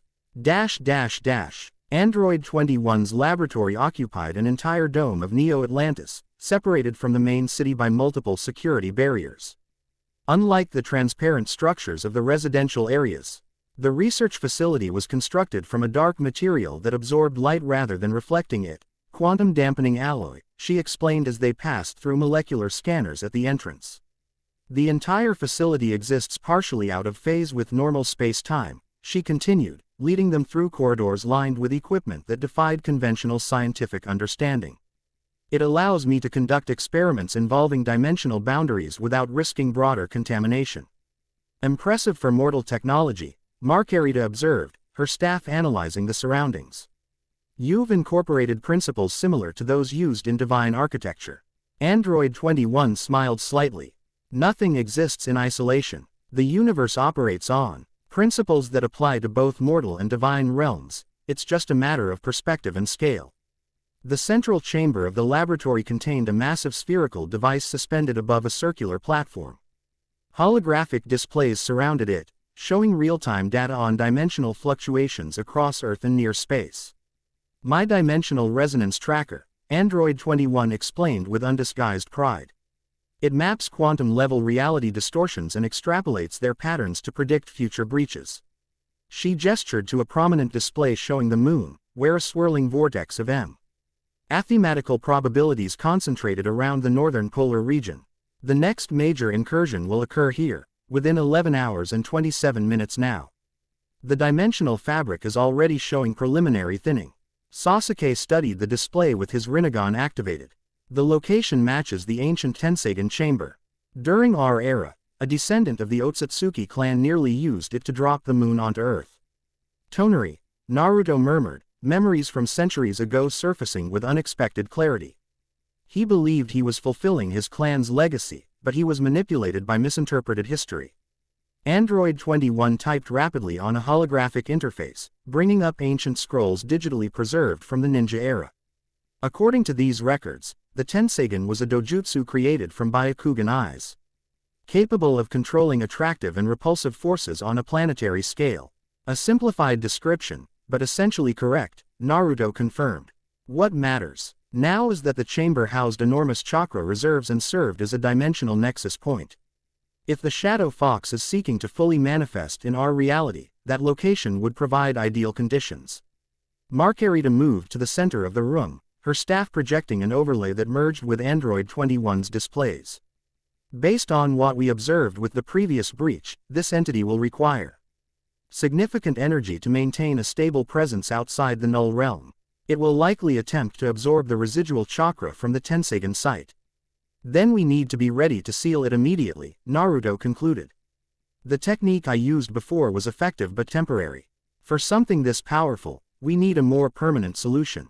Android 21 adjusted her glasses thoughtfully. I may have something that could help. I've been developing quantum containment fields designed to isolate trans-dimensional particles. With some modifications, they might be adapted to reinforce a divine sealing technique. Combining mortal technology with divine methods, Marcarita mused. Unorthodox, but potentially effective given the hybrid nature of our adversary. Sasuke, who had been silently observing, finally spoke. There's another option we should consider. Not just sealing, but purification. All eyes turned to the Uchiha, whose expression remained impassive despite the weight of his suggestion. Explain, Marcarita requested. If this shadow fox is truly a negative reflection of Naruto's divine nature, embodying the darkness he overcame, then perhaps it can be reintegrated rather than simply contained. Sasuke's mismatched eyes fixed on Naruto. Like when you confronted your own hatred during the Nine Tails training. Naruto's expression grew distant as he recalled that pivotal moment in his development, facing the accumulated darkness within himself, acknowledging it, and ultimately accepting it as part of his whole being rather than an enemy to be destroyed. Reintegration would be extraordinarily dangerous, Marcarita warned. This isn't merely negative emotion given form, but a null realm entity using that template. Attempting to merge with such a being could corrupt your divine essence. But if successful, Android 21 countered, excitement coloring her voice, it could potentially eliminate the vulnerability in the dimensional barrier by resolving the paradox of divided divinity. She approached a different console, fingers flying across the interface. From a quantum perspective, the shadow fox represents an observational split in divine potential, a path not taken that gained independent existence. Theoretically, reconciliation would heal the dimensional fracture at its source. Naruto paced the laboratory floor, considering these perspectives. As Fox God, he had learned to balance destructive necessity with his inherent desire to transform and heal. This situation presented the ultimate test of that philosophy. We prepare for both possibilities, he decided finally. A permanent sealing technique is our primary approach, with reintegration as a contingency option if circumstance allows it. He turned to Android 21. How soon can our quantum containment technology be ready for field deployment? 8 hours for a functional prototype, she replied confidently. Less with divine assistance in stabilizing certain components. You'll have it, Naruto assured her. Marcarita and I will help adapt your technology to work with divine sealing principles. And I will prepare the purification alternative, Sasuke added. Some elements of the Six Paths power might be reconfigured for that purpose. As they began their preparations, Marcarita drew Naruto aside, her voice lowered for privacy despite the vastness of the laboratory. Fox God Naruto, there is something you should know before we proceed further. Her normally composed expression showed subtle concern. When we synchronized our energies to seal the previous breach, I detected an unusual resonance pattern in your divine essence. Naruto raised an eyebrow. What kind of pattern? One typically seen only in emerging dimensions or newly formed celestial bodies. Her staff glowed softly as she continued. Your divinity is still evolving, changing in response to these encounters with your shadow aspect. Is that dangerous? He asked, instantly alert to any threat that might compromise his responsibilities. Not necessarily dangerous, but significant. Marcarita studied him with those penetrating eyes that seemed to perceive layers of reality invisible to others. It suggests your ascension to godhood remains incomplete even after 5 centuries. There is still potential forming within you, divine aspects yet to be realized. Naruto absorbed this revelation silently. He had always felt a certain unfinished quality to his godhood, attributes of divine power that remained just beyond his grasp despite centuries of development. Could this be why the shadow fox targeted me specifically? He wondered aloud. Because my divinity remains malleable. It's a reasonable hypothesis, Marcarita agreed. A fully crystallized divine being would provide no viable template for null realm manifestation. The very fluidity of your divine nature, rooted in your human origin, creates both vulnerability and unique potential. She hesitated, then added, something angels rarely expressed, a personal observation. I find it remarkable that after 5 centuries of godhood, you've maintained this capacity for growth. Most ascended beings become fixed in their nature, resistant to further evolution. Naruto smiled faintly. I was always a slow learner as a human. Seems some things don't change even when you become a god. Marcarita's lips curved lightly in what might have been amusement. Perhaps that persistent adaptability is precisely what Universe 7 requires in its Fox God. Especially now. Their conversation was interrupted by Android 21's call from across the laboratory. I've isolated the quantum resonance frequency of the moon breach. It's accelerating. We now have less than 10 hours before full manifestation. As they rejoined the others, Naruto felt a strange anticipation building within him.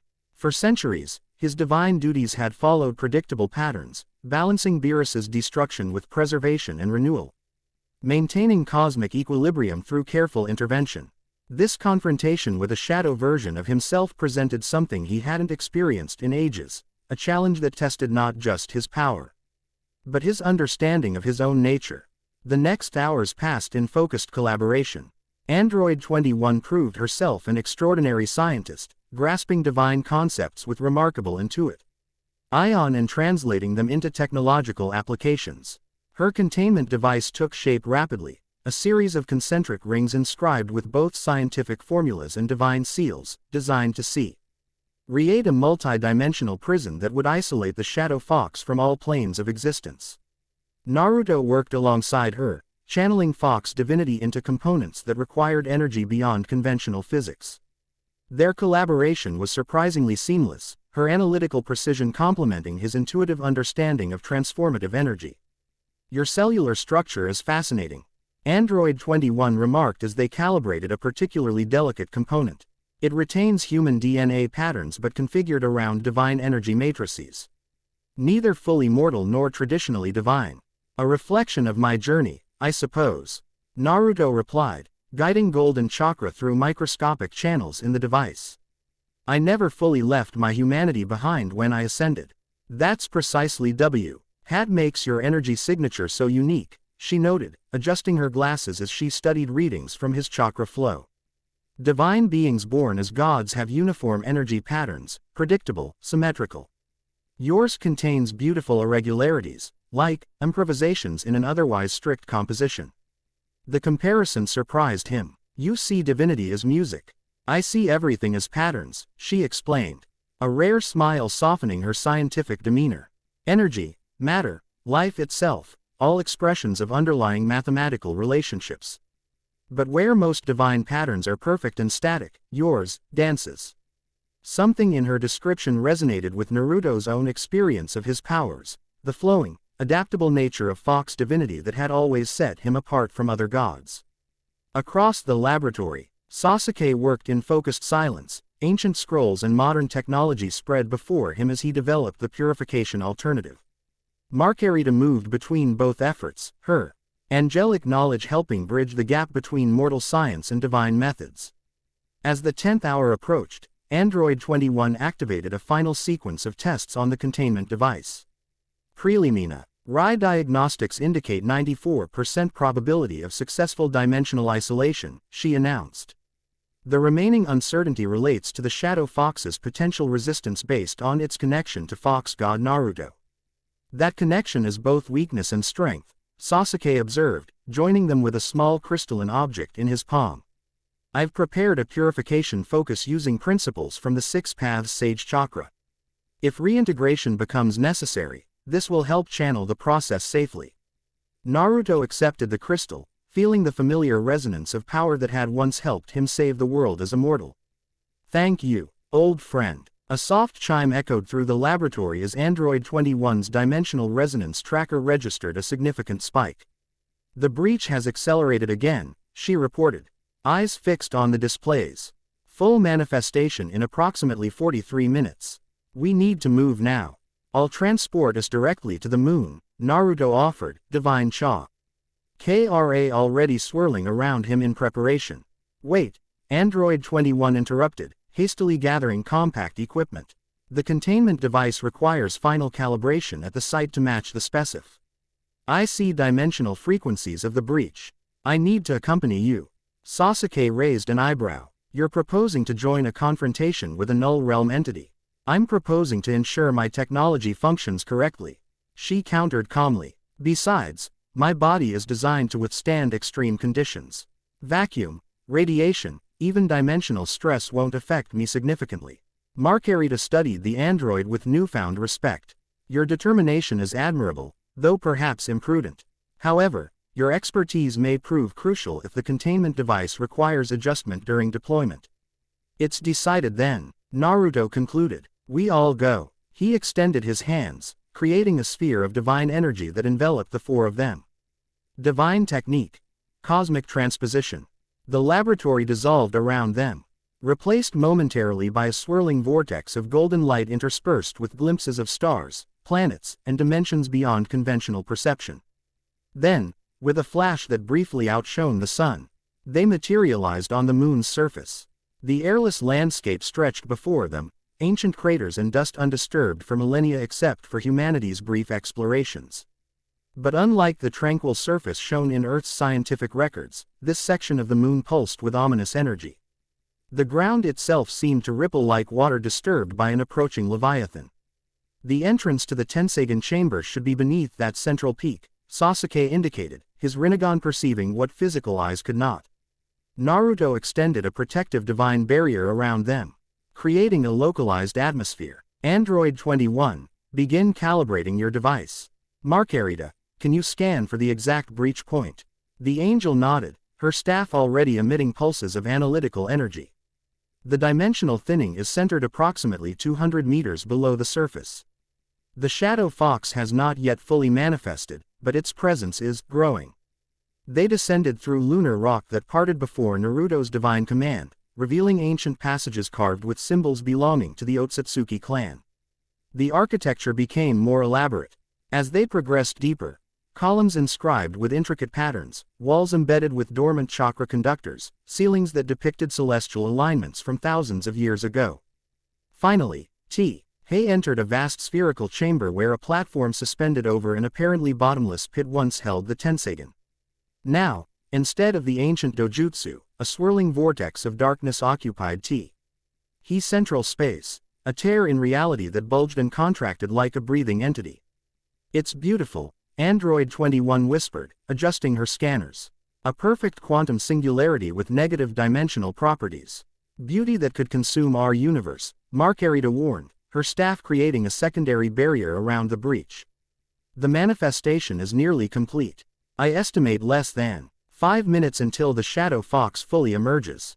Android 21 quickly assembled her containment device around the perimeter of the platform, the concentric rings aligning with mathematical precision. Initial calibration complete. Fox God Naruto, I need your divine energy to activate the primary sequence. Naruto stepped forward, channeling golden chakra into the device. The rings began to rotate in alternating directions, emitting a harmonic resonance that made the very fabric of space-time vibrate in response. Energy synchronization at 87%, Android 21 reported, fingers dancing across holographic controls. Dimensional stabilizers engaging. Containment field forming. The vortex at the center of the chamber pulsed violently, reality fracturing around it as something pushed through from the other side. Darkness began to take shape, coalescing into a form that simultaneously mirrored and inverted Naruto's divine appearance. It's coming, Sasuke warned, Rinnegan blazing as he prepared defensive techniques. Everyone, brace yourselves. With a sound like the universe drawing a painful breath, the vortex ruptured completely.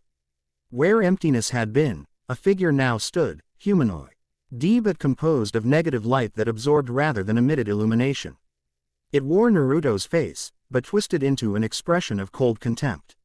9 tails of void energy flowed behind it, movement leaving trails of nothingness that slowly healed as normal reality reasserted itself. Fox God, the entity spoke, its voice resonating from everywhere and nowhere simultaneously. At last, we meet in physical proximity. How disappointing to find you surrounded by lesser beings for protection. Naruto stepped forward, his own 9 tails of golden light manifesting in response. Who are you? What do you want with my universe? The shadow fox's laugh echoed unnaturally, distorting sound itself. I am what you refused to become. The divinity of destruction and void that you rejected when you chose preservation and light. Quote. It gestured dismissively at their surroundings. This paltry universe of matter and energy, so fragile, so limited. The null realm offers infinite potential through unmaking. I am here to complete your ascension by reabsorbing the light into shadow, as it was always meant to be. Activate the containment field now, Marcarita instructed Android 21, her street. AFF reinforcing the barriers between them and the entity. Android 21 initiated the sequence, causing the rings to accelerate their rotation. Energy fields began to form around the Shadow Fox, layers of quantum isolation designed to cut it off from all dimensional access points. The entity merely smiled, a terrible expression on features so similar to Naruto's. With a casual gesture, it sent tender ILS of void energy into the containment rings, disrupting their carefully calculated patterns. Mortal technology enhanced by divine power, it observed. Clever, but fundamentally flawed. You cannot contain what exists between existences. Quote. The containment field wavered, energy fluctuations growing unstable as the Shadow Fox's influence spread through the system. It's corrupting the quantum stabilizers. Android 21 exclaimed, frantically working to compensate. The field won't hold for more than 2 minutes at this rate. Naruto exchanged glances with Sasuke, centuries of friendship and adult partnership allowing wordless communication. They would need to implement their contingency plan. Why target me? Naruto demanded, buying time as Sasuke subtly moved to a more advantageous position. Why not simply remain in the null realm if it offers such infinite potential? The Shadow Fox fixed him with eyes that were voids of absolute emptiness. Because you are incomplete, a divine being who refuses to embrace true divinity. Your stubborn attachment to human values, to preservation rather than necessary destruction, creates imbalance in the cosmic order. It spread its arms, RKNESS flowing from its form to touch the ancient walls, which began to crumble at the contact. I was born from the divinity you rejected, the necessary counterbalance to your refusal to evolve beyond mortal limitations. As long as you exist in this half-ascended state, I will continue manifesting, stronger each time, until balance is restored one way or another. Marcarita's eyes widened in understanding. It's not just targeting you, it's responding to the divine potential you've never fully realized. The aspects of godhood you've held back from embracing. Precisely, the Shadow Fox confirmed, its gaze shifting to the angel. How interesting that an angel understands what the god does not. Your divine evolution remains stunted, Fox God, because you fear losing your precious humanity. The containment field buckled further, energy arcs lashing wildly across the chamber. Android 21 fought to maintain stability, her enhanced body absorbing feedback shocks that would have killed an ordinary being. We need to act now, she warned through gritted teeth. The field will collapse completely in 40 seconds. Naruto nodded to Sasuke, who activated the crystalline focus they had prepared. 6 paths energy began to flow between them, creating a pattern of light that surrounded the Shadow Fox in a complex mandala. What is this? The entity demanded, its confidence wavering for the first time as the purification energy touched its form. Some pitiful sealing technique from your mortal past. Not sealing, Naruto corrected, stepping into the mandala himself. Acknowledgement. He raised his hands, divine chakra flowing in precise patterns as he recited words he had first learned as a teenage ninja confronting his inner darkness. I see you. I accept you exist, but you are not my master, and I am not yours. The Shadow Fox hissed, void energy roiling as the purification light penetrated its form. Fool, I cannot be accepted, like some emotional shadow. I am the void, divinity that balances creation itself. Yes, Naruto agreed, continuing his approach. You are the necessary shadow to my light. The destruction that gives meaning to preservation. Not my enemy, but my complement. He extended one hand, golden energy flowing from his palm. And that is why neither of us can ever truly destroy the other. We can only acknowledge the balance between us. The Shadow Fox recoiled, but the mandala prevented full retreat. This changes nothing. Your universe remains vulnerable as long as your divinity remains incomplete. Then help me complete it, Naruto replied simply. Not through destruction or absorption, but through understanding. Before the entity could respond, Naruto closed the final distance between them and placed his palm against the shadow Fox's chest. Light touching void in a connection that should have been impossible. The contact created an immediate reaction, a shockwave of energy that knocked Sasuke and Android 21 backward despite their preparations. Only Marcarita remained standing, her angelic nature allowing her to withstand the dimensional disruption. Where Naruto and the Shadow Fox touched, reality itself seemed to bend and fold. Images flashed through the chamber, glimpses of alternate timelines, paths not taken, choices unmade. Naruto is a vengeful being consumed by hatred after Konoha's rejection. Naruto embracing destruction as the solution to conflict. Naruto ascending to godhood through conquest rather than sacrifice. You see, the Shadow Fox's voice had changed, becoming multi-layered with possibilities. These are the divine aspects you rejected. The necessary completions to your power. I see them, Naruto acknowledged, maintaining the connection despite the overwhelming influx of alternate selves. But rejection isn't the same as denial. I chose a different path not because I feared these aspects of divinity, but because I found greater strength in transformation than destruction. His eyes blazed with renewed purpose. I don't need to become you to complete my divinity.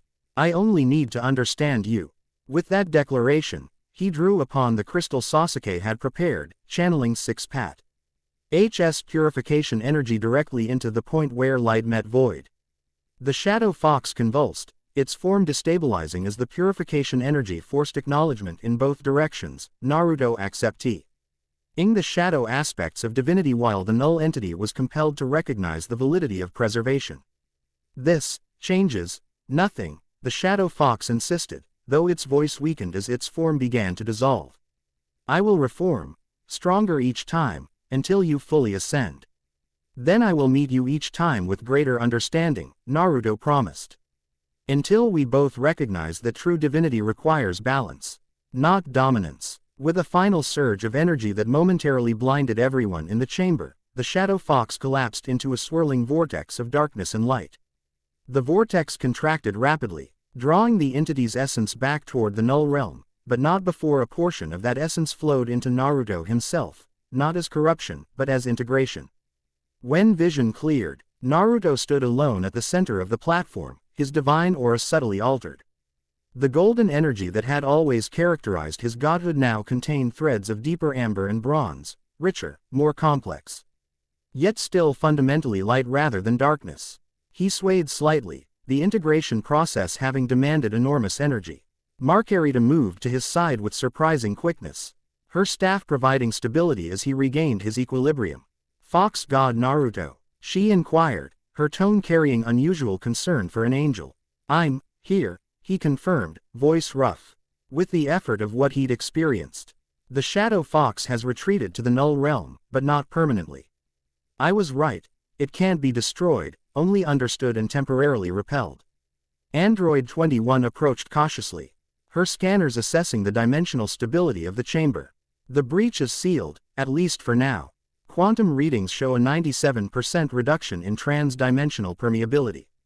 Sasuke studied his old friend with both Rinnegan and conventional sight.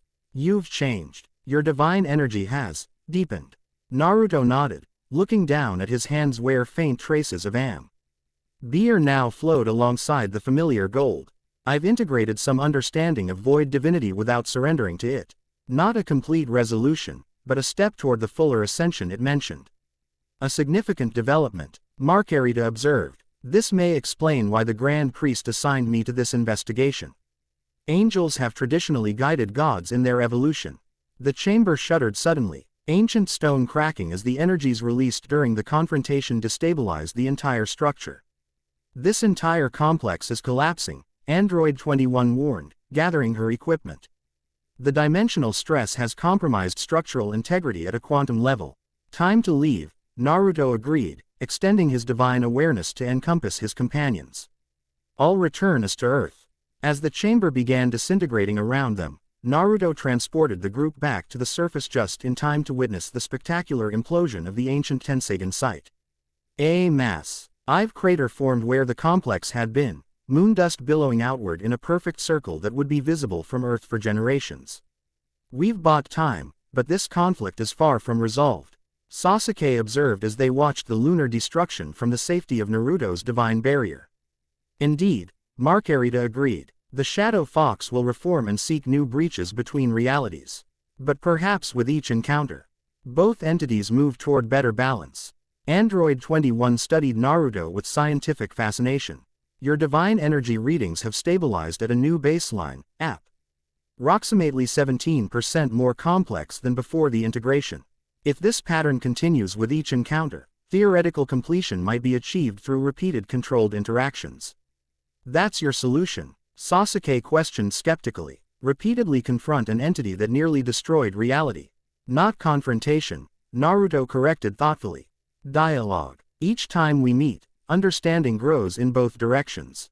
The Shadow Fox is learning about preservation while I integrate aspects of void divinity. He turned to Marcarita. We need to report these developments to the Grand Priest. This goes beyond a simple anomaly. It's a fundamental question about the nature of divinity itself. The angel nodded in agreement. The Grand Priest will want to know of this new understanding. It may have implications for other divine beings throughout the 12 universes. As they prepared to return to Earth before proceeding to Zeno's palace, Naruto cast one final glance at the newly formed crater on the lunar surface. The Shadow Fox had called him incomplete, a half-ascended god clinging to mortal values. 5 centuries ago, he might have taken those words as an insult or challenge. Now, with the wisdom of ages and the fresh perspective gained through this encounter, he recognized a profound truth. His reluctance to abandon his humanity had never been weakness, but the very source of his unique divine nature. The fox god existed not as a being of pure destruction or preservation, but as the embodiment of transformation through understanding, a bridge between mortal and divine perspectives. Let's go home, he said simply, including all 3 of his companions in the warmth of that word. With a technique perfected over centuries, he transported them back to Earth, where new revelations awaited. Android 21's laboratory showed signs of hasty departure, equipment left running, holographic displays still cycling through data analyses. The group materialized in the central chamber just as another presence arrived through conventional means. Well, came a languid, familiar voice. I leave for a few hours of cosmic bureaucracy, and you manage to reshape the moon. Typical Fox overachievement. Beerus lounged against a nearby console, feigning boredom though his twitching ears betrayed alertness. Beside him stood Whis, whose knowing smile suggested he'd already intuited much of what had transpired. Lord Beerus, Whis, Marcarita acknowledged with a respectful nod. Your timing is fortuitous. We were preparing to report to the Grand Priest. No need, Whis replied cheerfully. Father is already fully informed. It seems these events have attracted attention from the highest levels of celestial administration. Beerus sniffed, his feline nose wrinkling slightly as he studied Naruto. You smell different, like you've been rolling in cosmic dust with undertones of void energy. His eyes narrowed suspiciously. What exactly happened up there? Before Naruto could respond, a new dimensional portal opened in the center of the laboratory. Not the subtle folding of space typical of divine transportation, but an ornate doorway of light that demanded attention. Through it stepped a familiar diminutive figure, the Grand Priest himself. Everyone, even Beerus, straightened respectfully as the most powerful angel in existence entered the mortal realm, an exceedingly rare occurrence that signified the gravity of the situation. Grand Priest, Naruto acknowledged with a formal bow. We didn't expect a personal visit. Circumstances have evolved beyond standard reporting protocols, the Grand Priest replied, his perpetually serene expression revealing nothing of his thoughts. The emergence of a null realm entity capable of using divine templates represents a novel development in cosmic order. His gaze moved to each person present, lingering momentarily on Android 21 with subtle curiosity before returning to Naruto. Fox God, you appear to have undergone partial integration with your void aspect. Fascinating and potentially significant for your continued evolution. Naruto nodded. The Shadow Fox claimed it exists because my divine ascension remains incomplete. That my refusal to abandon human values creates a cosmic imbalance it seeks to correct. A perspective worth considering, the Grand Priest mused, tapping his staff thoughtfully. Divine beings typically exist in clearly defined roles with established parameters. Your unique position as an ascended mortal has always represented something of an experiment in cosmic architecture. The casual reference to his godhood as an experiment sent a chill through Naruto, reminding him that despite his power, he existed within a hierarchy beyond his full comprehension. With respect, Grand Priest. Marcarita interjected carefully. Fox God Naruto's unique divine attributes proved essential in addressing this threat. Conventional destruction techniques were ineffective against the null entity. The Grand Priest's expression remained unreadable. Indeed, which is precisely why I've come personally. The situation requires adjustments to current arrangements. He turned to Marcarita. Your temporary reassignment is extended indefinitely. You will continue working with Fox God Naruto as his primary attendant until his divine evolution reaches completion, however long that may require. This announcement created a ripple of surprise through everyone present. Angels were rarely reassigned, and never on an open-ended basis. But what of Lord Belmont? Marcarita questioned. Universe 11 requires angelic guidance. Korn will continue serving as interim attendant to Universe 11, the Grand Priest replied with finality. This takes precedence. The stability of dimensional boundaries between universes affects all creation. He turned to Android 21, who had maintained respectful silence during the exchange. Your contributions to this matter have been noted with interest. Mortal science rarely achieves insights into divine mechanics with such precision. The android bowed slightly. Thank you, Grand Priest. I simply follow evidence where it leads, regardless of conventional boundaries between mortal and divine understanding. A commendable approach, the Grand Priest acknowledged. I am therefore granting you limited Celestia L clearance to continue your research under Marcarita's supervision. The quantum containment technology you've developed may prove useful in future incursions. Android 21's eyes widened slightly, the only indication of her surprise at being granted such unprecedented access to divine matters. As for you, Sasuke Uchiha, the Grand Priest continued, addressing Earth's guardian. Your role becomes increasingly important. These breaches appear connected to your world's unique history. You will work closely with Fox God Naruto to identify potential manifestation sites before they fully form. Asuke inclined his head in acknowledgement. I've already begun recalibrating Earth's defensive barriers to detect null realm energy signatures. Excellent. The Grand Priest turned finally to Beerus and Whis. Lord Beerus, your destruction duties must continue uninterrupted. The cosmic balance requires regular elimination of obsolete systems. However, you will need to coordinate more closely with Fox God Naruto given these developments. Beerus's tail swished irritably. So I need to file destruction paperwork in triplicate now. Wonderful. Not paperwork, the Grand Priest corrected with the faintest hint of amusement. But synchronization of destruction and preservation cycles will be essential while these dimensional vulnerabilities persist. With these directives delivered, the Grand Priest prepared to depart. Before opening his return portal, he addressed one final comment to Naruto.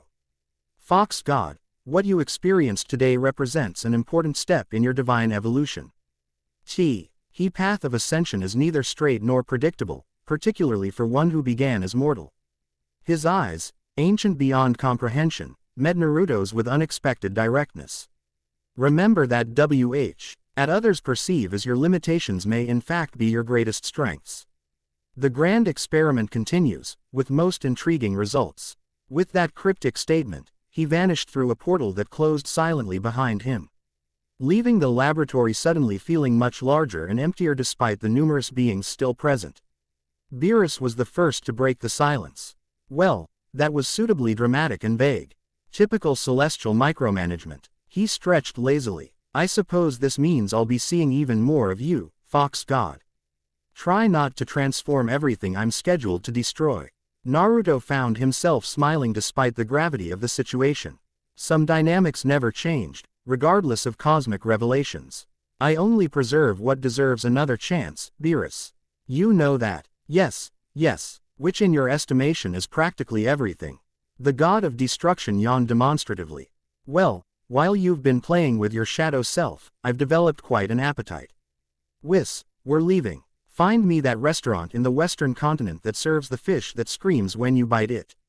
Whis sighed indulgently. Of course, Lord Beerus. He turned to his fellow angel. Marcarita. I'll transfer the standard attendant protocols to you for Fox God Naruto. Do be patient with him. He still occasionally attempts to solve cosmic problems with what he calls talk no jutsu. Marcarita's lips curved in the subtle smile that passed for angelic humor. I've already observed his unconventional methods. They present an interesting alternative to standard divine procedures. As Beerus and Whis departed, Sasuke moved toward the laboratory exit as well. I should return to monitoring Earth's dimensional integrity. These breaches may have created weaknesses in other locations. He paused, looking back at Naruto with an expression that softened almost imperceptibly. It seems you're collecting another unique arrangement, old friend. First a mortal turned god. Now a god with 2 attendants. You never did follow conventional paths. Technically, Marcarita is my only attendant now, Naruto corrected. Whis remains with Beerus. For now, Sasuke replied with unexpected insight. But patterns tend to evolve around you, Naruto. They always have. With that observation, he too departed, leaving Naruto with Marcarita and Android 21 in the suddenly quiet laboratory. Android 21 broke the silence, her scientific curiosity overcoming protocol. I should begin analyzing the data from the moon encounter immediately. The integration patterns in our divine energy could provide crucial insights into preventing future breaches. Naruto nodded in agreement. Use whatever resources you need. I'll provide energy samples for your research. As Android began reconfiguring her equipment, Marcarita stepped closer to Naruto, her voice pitched for his ears alone. The Grand Priest rarely takes personal interest in individual divine evolution. Your situation must have greater cosmic significance than previously understood. Naruto gazed out through the laboratory's reinforced windows at the underwater city beyond, a testament to humanity's endless adaptation and growth. He called me an experiment. I've suspected as much for centuries, but hearing it confirmed. Not merely an experiment, Marcarita corrected. The grand experiment. There's a distinction that suggests fundamental importance to cosmic architecture itself. She studied him with those penetrating eyes that seemed to perceive layers beyond conventional reality. Our integration with aspects of void divinity represents unprecedented evolution. Neither angel nor god has previously achieved direct assimilation of null realm essence without corruption. Because I maintained my humanity. Naruto realized, pieces falling into place. What the Shadow Fox saw as weakness was actually protection. My connection to mortal values created an anchor that prevented void absorption. Precisely. Marcarita's staff glowed softly, analyzing the new patterns in his divine energy. You've begun a transformation that may ultimately redefine the parameters of godhood itself. As your assigned attendant, I will guide this process as best I can, though we venture into uncharted territory. The implications settled over Naruto gradually, the weight of cosmic experimentation. The responsibility of potential divine evolution, and the renewed connection to his homeworld through these dimensional threats. After centuries of settled divine routine, he found himself once again at the center of transformation. Well, he finally said with a grin that briefly revealed the shadow of the determined boy he'd once been, uncharted territory was always my specialty. Across the laboratory, Android 21 called out excitedly, I've identified a pattern in the dimensional fractures. They're not random, they're forming a specific configuration across Earth's surface. Naruto and Marcarita joined her at the holographic display, where a global map showed pulsing points of dimensional weakness connected by lines of probability. What are we looking at? Naruto asked, studying the emerging pattern. A 9-pointed mandala, Android 21 explained, eyes bright with discovery. The breaches are forming a massive version of the Nine Tails chakra seal you once carried as a Jinchuriki. And according to these readings, the next major manifestation point will be the Valley of the End, Naruto finished, recognizing the pattern immediately. Where Sasuke and I fought our final battle as mortals. The location where you first truly confronted your shadow self, Marcarita observed. A place of powerful symbolic resonance. Naruto's expression grew determined as he contemplated this revelation. Then that's where we'll make our stand. Not just against the Shadow Fox, but for a new understanding of the balance between creation and void. As the three beings, God, Angel, and Bioandroid, studied the emerging cosmic pattern, the waters of Neo-Atlantis continued their eternal dance beyond the laboratory walls. Above them, On the moon's surface, the newly formed crate R gleamed in sunlight, a visible reminder that even celestial bodies could be reshaped by understanding. And somewhere in the space between dimensions, a shadow waited, neither defeated nor victorious, but irrevocably changed by its encounter with the light it had sought to extinguish. The next convergence would come soon enough, bringing with it new challenges and revelations in the continuing evolution of the Fox God. Chapter 2 End. Chapter 3. Boundaries of Power. The space between universes resembled nothing in mortal experience, neither vacuum nor atmosphere, neither light nor darkness, but a dimension unto itself where concepts like distance became meaningless. Through this non-space traveled two figures, one radiating golden energy in fox-like patterns, the other maintaining perfect poise with staff held vertically at her side. Universe 6 approaches, Marcarita announced, her melodious voice unaffected by the dimensional passage. Champa's domain exists as a twin to your own universe, similar galactic arrangements but with distinct evolutionary paths. Naruto absorbed this information as they traversed the final boundary. 2 weeks had passed since the confrontation on the moon, and in that time, he had adapted to Marcarita's presence with surprising ease. The angel's analytical precision balanced his more intuitive approach to divinity, creating a partnership that felt increasingly natural despite its cosmic implications. You mentioned Champa and Beerus have a rivalry spanning millions of years, he remarked as the non-space around them began shifting, reality refracting back into conventional physics. Is it anything like what Beerus and I have? Not precisely. Marcarita's expression remained composed, but Naruto had learned to recognize the subtle crin clee at the corner of her eyes that indicated amusement. Their competition is more infantile. Twin gods with identical destructive purposes but vastly different temperaments and appetites, Naruto added, recalling Beerus's frequent complaints about his brother's eating habits. The dimensional barrier thinned, and suddenly they emerged into Universe 6, specifically, into orbit around a LD reminiscent of Earth but with two moons and land masses shaped in unfamiliar patterns. Below them, a civilization flourished across the planet's surface, its technology evidently advanced enough for our space travel based on the satellites orbiting alongside them. Sadala, Marcarita identified the world. Homeworld of Universe 6, a Saiyan civilization. Unlike your universe where Saiyans nearly went extinct, here they evolved into a prosperous, relatively peaceful society. Peaceful Saiyans. Naruto raised an eyebrow, remembering tales of the battle-hungry race from Whisa's occasional history lessons. That's difficult to imagine. Quote, comparative peace, Marcarita clarified. They channel their warrior instincts into structured competition and defense rather than conquest. The Universe CX tournament Lord Champa has organized will showcase their finest fighters. Naruto studied the planet with divine senses that perceived beyond physical characteristics into the world's essential nature. A strong martial energy permeated Sadala, not the destructive chaos he might have expected, but disciplined power harnessed toward civilization's advancement.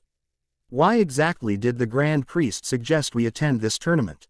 He questioned as they began their descent toward the planet's surface. The Shadow Fox hasn't manifested in Universe 6 according to our reports. Marcarita's staff pulsed softly with analytical light.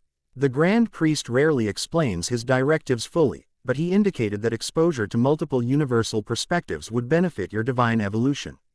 Additionally, Lord Champa specifically requested your attendance after hearing about recent events. Requested or demanded? Naruto asked with a knowing smile. The distinction grows blurry with gods of destruction, Marcarita admitted, the faintest hint of dry humor coloring her tone. They materialized on a mountain overlooking Sadala's capital city, a sprawling metropolis of angular architecture. Built from a crystalline material that caught the light of twin suns. Great arena structures dominated the urban landscape, some large enough to hold hundreds of thousands of spectators. The Tournament of Destroyers begins tomorrow, Marcarita informed him. Today, fighters from across Universe 6 gather for preliminary exhibitions. We're expected at the central arena for the welcoming ceremony. Naruto nodded, taking a final moment to appreciate the panoramic view. Let's not keep Champa waiting then. I've heard gods of destruction aren't known for patience. A profound understatement. Came a feminine voice from behind them. They turned to find another angel hovering slightly above the mountain peak. Taller than Marcarita, with the same pale blue skin and white hair, but styled differently and carrying a staff with distinct ornamentation. Her expression carried the serene detachment characteristic of angels, yet with an undercurrent of subtle humor. Vados, Marcarita Aknal, edged with a respectful nod to her fellow angel. It's been several cosmic cycles since our paths crossed.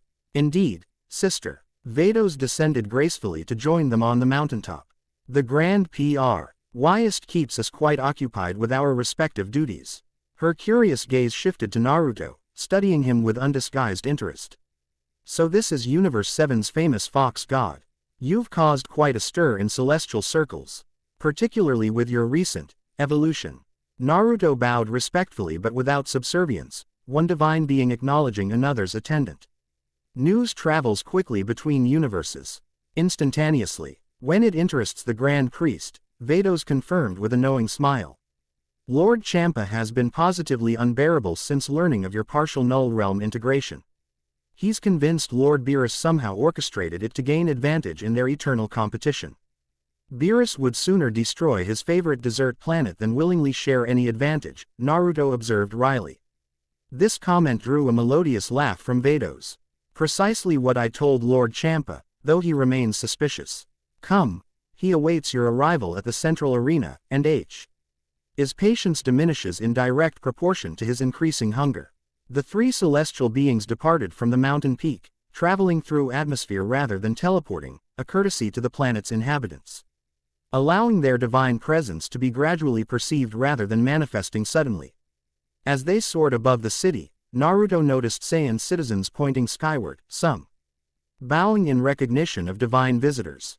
They seem accustomed to celestial presence, he remarked. Lord Champa visits frequently when culinary interests align with tournament schedules, Vados explained. The Saiyans have learned to prepare extensive feasts upon sensing divine energy. The central arena dominated the heart of the capital, a massive structure that combined ancient Colosseum design with advanced technology. Crystalline spires rose from its circumference, channeling energy that created a containment field strong enough to withstand the most powerful combatants' techniques. As they approached the arena's private viewing platform, Naruto sensed the unmistakable energy of a god of destruction, similar to Beerus's signature but heavier, less refined, with fluctuations that suggested less controlled temperament. Lord Champa waited on an ornate throne, significantly rounder than his twin brother but with the same feline features and perpetually annoyed expression. Beside him stood a delegation of Saiyan officials in ceremonial armor, looking distinctly uncomfortable in his divine presence. Finally, Champa exclaimed upon seeing them, dismissing the Saiyans with an impatient wave. Did you stop at every star system along the way? I've been waiting for hours. It has been precisely 17 minutes since your summons, Lord Champa, Vados corrected serenely. Ox God Naruto and Marcarita have arrived exactly when expected. Champa huffed, his attention focusing on Naruto with narrowed eyes. So you're Beerus's counterbalance. Smaller than I expected. And where are your tails? Beerus bragged about 9 divine tails or some such nonsense. Naruto smiled diplomatically. They manifest when needed, Lord Champa. I prefer a more contained form for casual interaction. Unnecessary restraint. Champa circled him critically. Is it true you integrated null realm energy? Without going mad or getting erased by Zeno? A partial integration, Marcarita clarified before Naruto could respond. The process remains ongoing, with each manifestation of the Shadow Fox entity presenting opportunity for further evolution. Champa's ears perked up with sudden interest. Fascinating. Universe 6 could use such innovation. Our divine architecture remains boringly traditional. He shot an accusatory glance at Vados. No fox gods or shadow entities here. Just destruction and creation in predictable cycles. Cosmic stability has its advantages, Lord Champa, Vados reminded him gently. Particularly when one enjoys regular meals without dimensional disturbances. The mention of meals instantly diverted Champa's attention. He clapped his hands, summoning servants who appeared with alarming speed, bearing platters of exotic foods. You must try Sadala's cuisine. Their battle protein synthesis creates flavors unmatched in any universe. Even Beerus admitted their merit, though he'd destroy a galaxy before saying so again.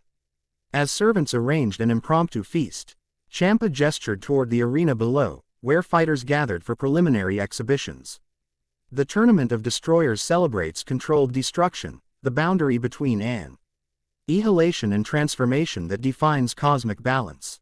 Your presence adds meaningful dimension, Fox God.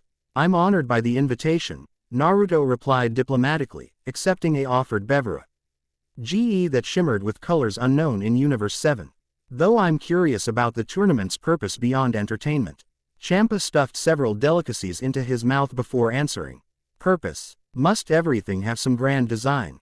Sometimes destruction is simply. Lord Champa established the tournament to identify exceptional fighters for Universe 6 a protection, Vados interrupted smoothly. Particularly since hearing rumors about Universe 11's Pride Troopers and Universe 7's unexpected mortal champions.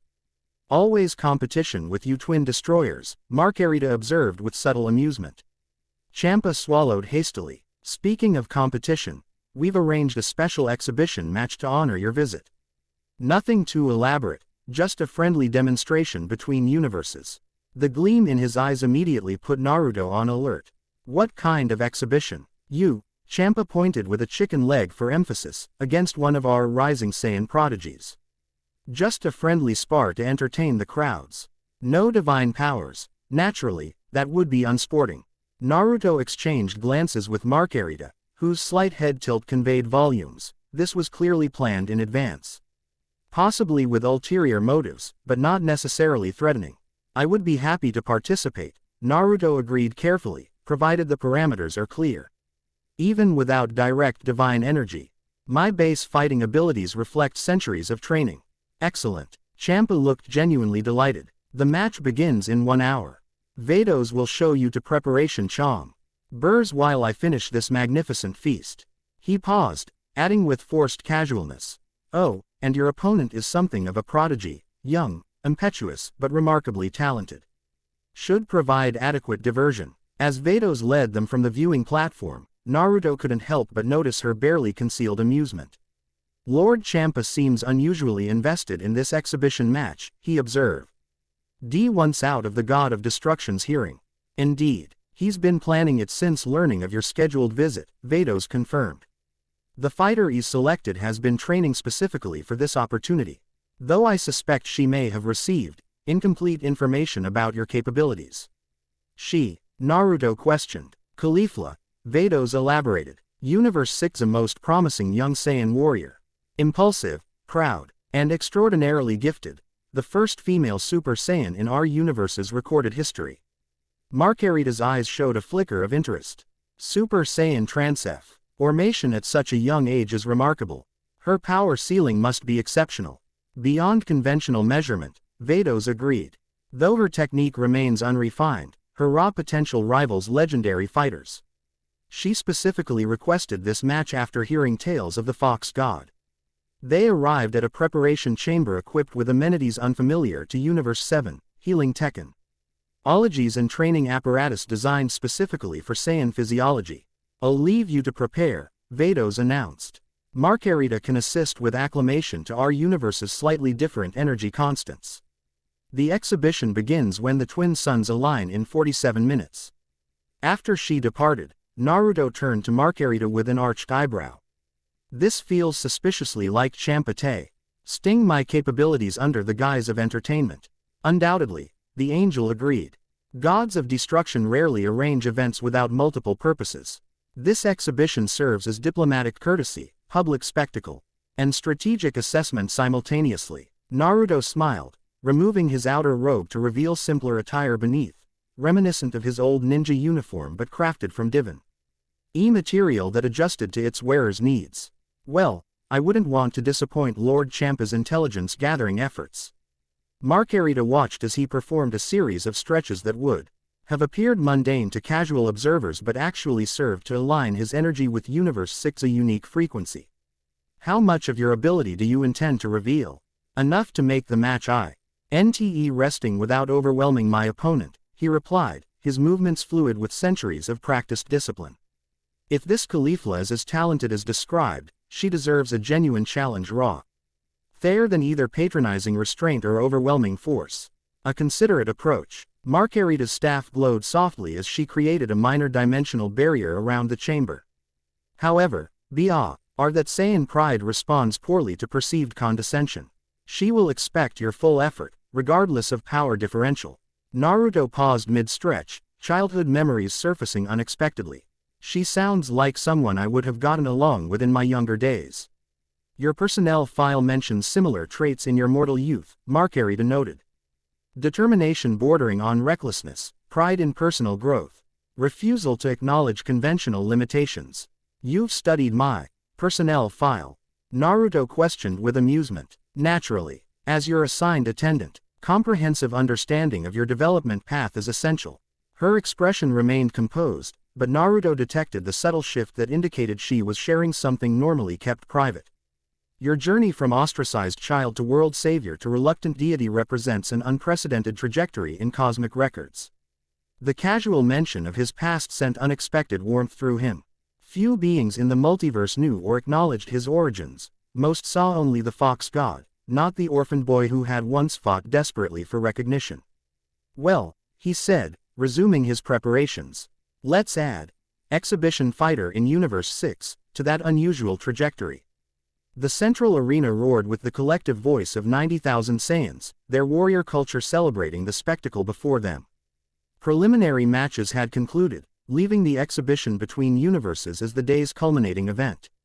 Energy containment fields hummed at maximum capacity, creating a BATTLE space where combatants could unleash significant power without endangering spectators.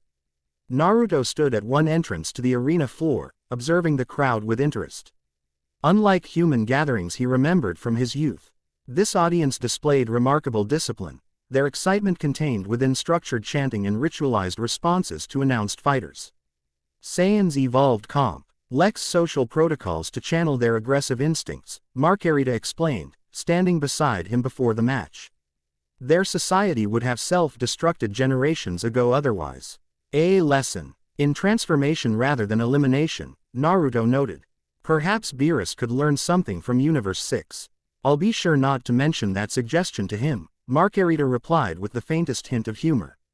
A resonant tone silenced the crowd as Vados appeared in the arena's center. Her voice, enhanced to reach every spectator, announced, "Honored warriors of Sadala, distinguished guests from across Universe 6. We present today's special exhibition match between universes." She gestured toward the opposite entrance from Naruto. Representing Universe 6, pride of the Saiyan elite forces. Youngest master of the Super Saiyan transformation, undefeated in 17 consecutive tournaments, Caulifla. The crowd erupted as a slender female Saiyan strode confidently onto the arena floor. Unlike the ceremonial armor worn by officials, she dressed practically in a magenta top that left her midriff exposed, loose black pants secured with a red sash, and simple boots. Her KY black hair defied gravity in typical Saiyan fashion, and her expression radiated absolute confidence bordering on arrogance. And representing Universe 7, Vados continued, special guest of Lord Champa. Master of transformative energy and nine-tailed techniques, Naruto Uzumaki, the fox god. A curious hush fell as Naruto walked calmly to the center. Unlike the dramatic entrances expected in such exhibitions, he moved with the quiet assurance of someone who had nothing to prove. The crowd's reaction shifted from confusion to murmurs of assessment as they sensed the contained power beneath his unassuming appearance. Vados created a dimensional barrier between herself and the combatants before explaining, "This exhibition follows modified tournament rules. Divine energy is restricted, but all natural abilities and transformations are permitted. Victory comes through surrender, incapacitation, or ring out. Both participants have agreed to these terms." She raised her staff. "Fighters, prepare." Caulifla immediately dropped into a fighting stance, her eyes locked on Naruto with predatory intensity. "So you're the famous fox god from Universe 7. You don't look like much." Naruto smiled, assuming a relaxed posture that revealed nothing of his capabilities. "Appearances can be deceiving. I look forward to an interesting match, Caulifla. Don't expect me to go easy just because you're a guest," she warned. Energy already crackling around her fingertips. "I'm going to show everyone that Universe 6 Saiyans stand at the pinnacle of warrior races. I wouldn't want anything less than your best." Naruto replied genuinely. Vados brought her staff down. "Begin." Caulifla launched forward with explosive speed, covering the distance between them instantly. Her Op-Ning combination, a blur of precision strikes targeting vital points, would have incapacitated most opponents immediately. Her technique revealed formal training tempered by street fighting pragmatism, each movement flowing into the next with natural talent. Naruto evaded each strike with minimal movement, his body shifting just enough to avoid contact without counterattacking. To untrained observers, it appeared he was barely escaping a relentless assault. To the more knowledgeable fighters watching, including Champa from his viewing platform, it demonstrated extraordinary bodily control and fighting awareness. "Stop dodging and fight back," Caulifla demanded, frustration building as she increased her attack speed. "Are you mocking me?" "Not at all," Naruto replied calmly, still moving just beyond her reach. "I'm learning your rhythm before engaging. It would be disrespectful to do otherwise." This explanation only fueled her determination. With a primal shout, Caulifla leapt backward. Her body suddenly engulfed in golden energy. Her black hair transformed to brilliant gold, standing more rigidly upward as her muscle definition increased slightly. The characteristic Super Saiyan aura flared around her, creating wind currents that swirled throughout the arena. "There," she announced, voice deeper with transformation energy. "Now you'll have to take me seriously." The crowd roared approval at the transformation, many rising to their feet in anticipation of escalated combat. In the viewing platform, Champa leaned forward eagerly, stuffing snacks into his mouth without taking his eyes from the arena. "Impressive," Naruto acknowledged sincerely. "The energy control required for that transformation is remarkable." Less talking, more fighting. Caulifla charged again, her enhanced speed creating afterimages as she attacked from multiple angles simultaneously. This time, Naruto began countering, not with direct blocks but with palm deflections that redirected her momentum, turning her own power against her. The technique reminded older spectators of ancient Sadalan martial arts nearly forgotten in modern combat training, emphasizing efficiency over brute force. Caulifla adapted quickly, recognizing the redirection pattern and adjusting her approach.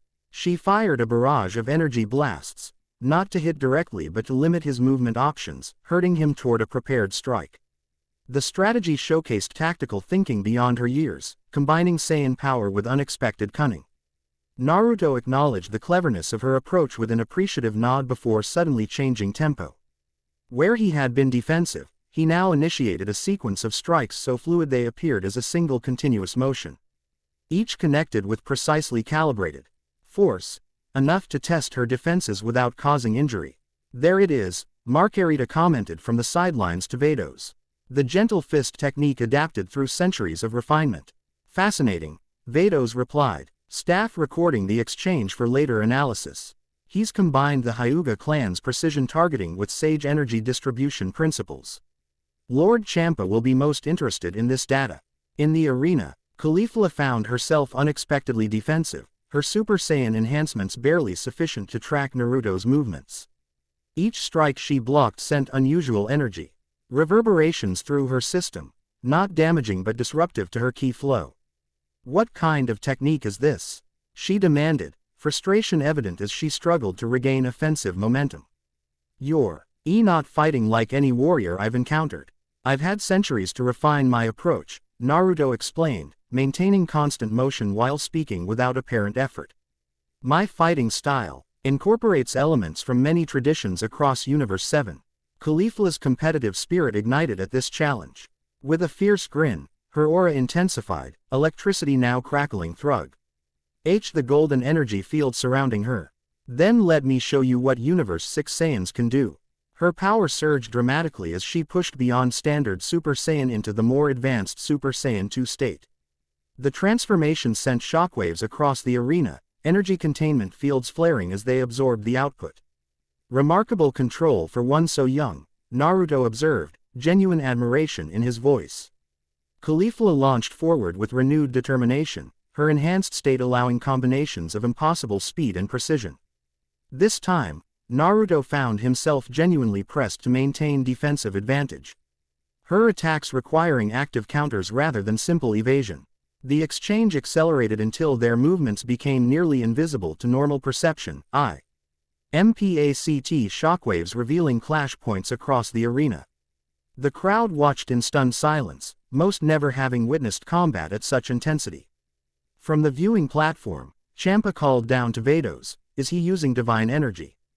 "That wasn't part of the agreement."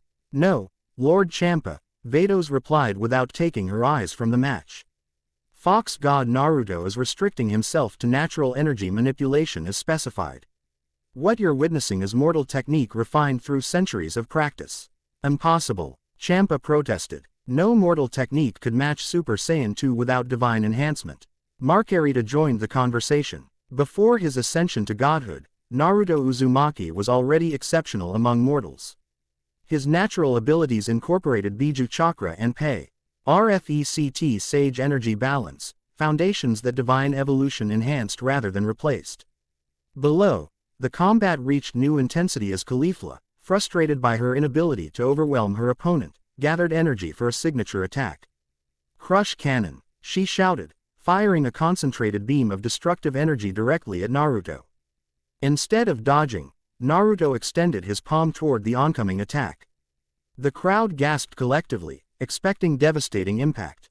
Instead, the energy beam contacted his hand and, rather than exploding or being deflected, appeared to spiral inward, absorbed completely. Stunned silence fell across the arena. Energy absorption. Caulifla's eyes widened in disbelief. "That's impossible without specialized equipment or divine intervention." Naruto lowered his hand calmly. "Not absorption, transmutation. Your energy wasn't destroyed or captured, just transformed and redirected." To demonstrate, he opened his other palm, from which bloomed a perfect N.G. replica of a Sadalan fire lily, the national symbol displayed on banners throughout the arena. The construct shimmered with the same energy signature as Caulifla's attack, but completely restructured. Read into creation rather than destruction. The display caused murmurs of amazement throughout the crowd. Even Champa appeared momentarily speechless, a half-eaten delicacy forgotten in his hand. Caulifla stared at the energy flower. Confusion warring with competitive frustration. "Why didn't you counterattack?" "That makes no sense." "Because this exhibition isn't about victory through domination," Naruto replied, allowing the energy construct to dissipate naturally. "It's about demonstrating different approaches to power." He shifted stance, 9 ethereal tails of golden energy briefly marrying into visibility behind him, not fully manifested but clearly perceptible. "Now, shall we continue with greater mutual understanding?"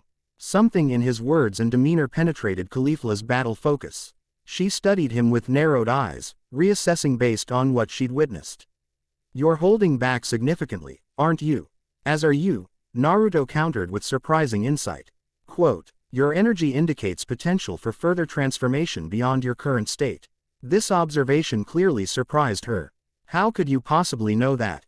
"Energy patterns reveal developmental trajectories," he explained. "Yours suggests untapped potential waiting for the right catalyst."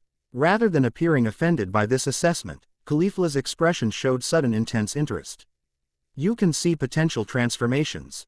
Could you help unlock them?" The question shifted the exhibition's dynamic entirely. Naruto considered his response carefully, aware of Champa and Vados observing every interaction.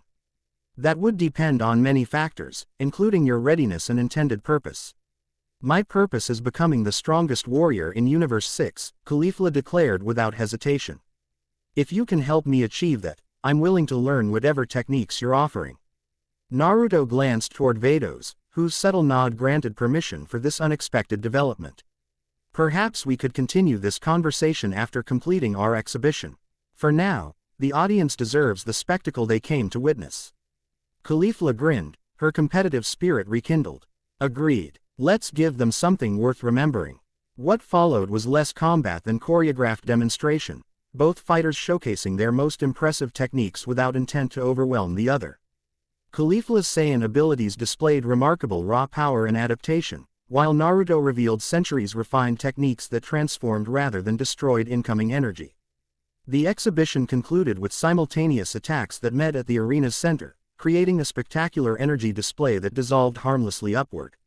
Both fighters stood uninjured, having demonstrated exceptional control throughout. Vados declared the exhibition complete to thunderous applause from the Saiyan audience, who appreciated the technical showcase even without decisive victory. As Naruto and Caulifla left the arena floor, the Saiyan warrior's expression combined respect with burning curiosity. "I have questions," she stated directly once they reached the preparation chambers. "Many questions." Naruto smiled, recognizing the determined look of someone whose worldview had just expanded dramatically. "I imagine you do, and I'll answer what I can, within appropriate boundaries." Later that evening, as twin suns set over Sadala's capital, 4 figures gathered on a private observation deck overlooking the tournament grounds.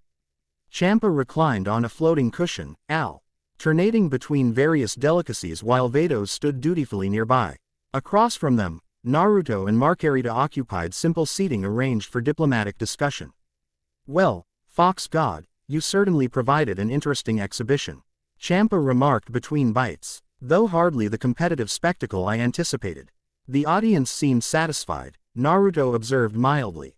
"Saiyan's approach. Easy at technical excellence alongside raw power," Vados explained.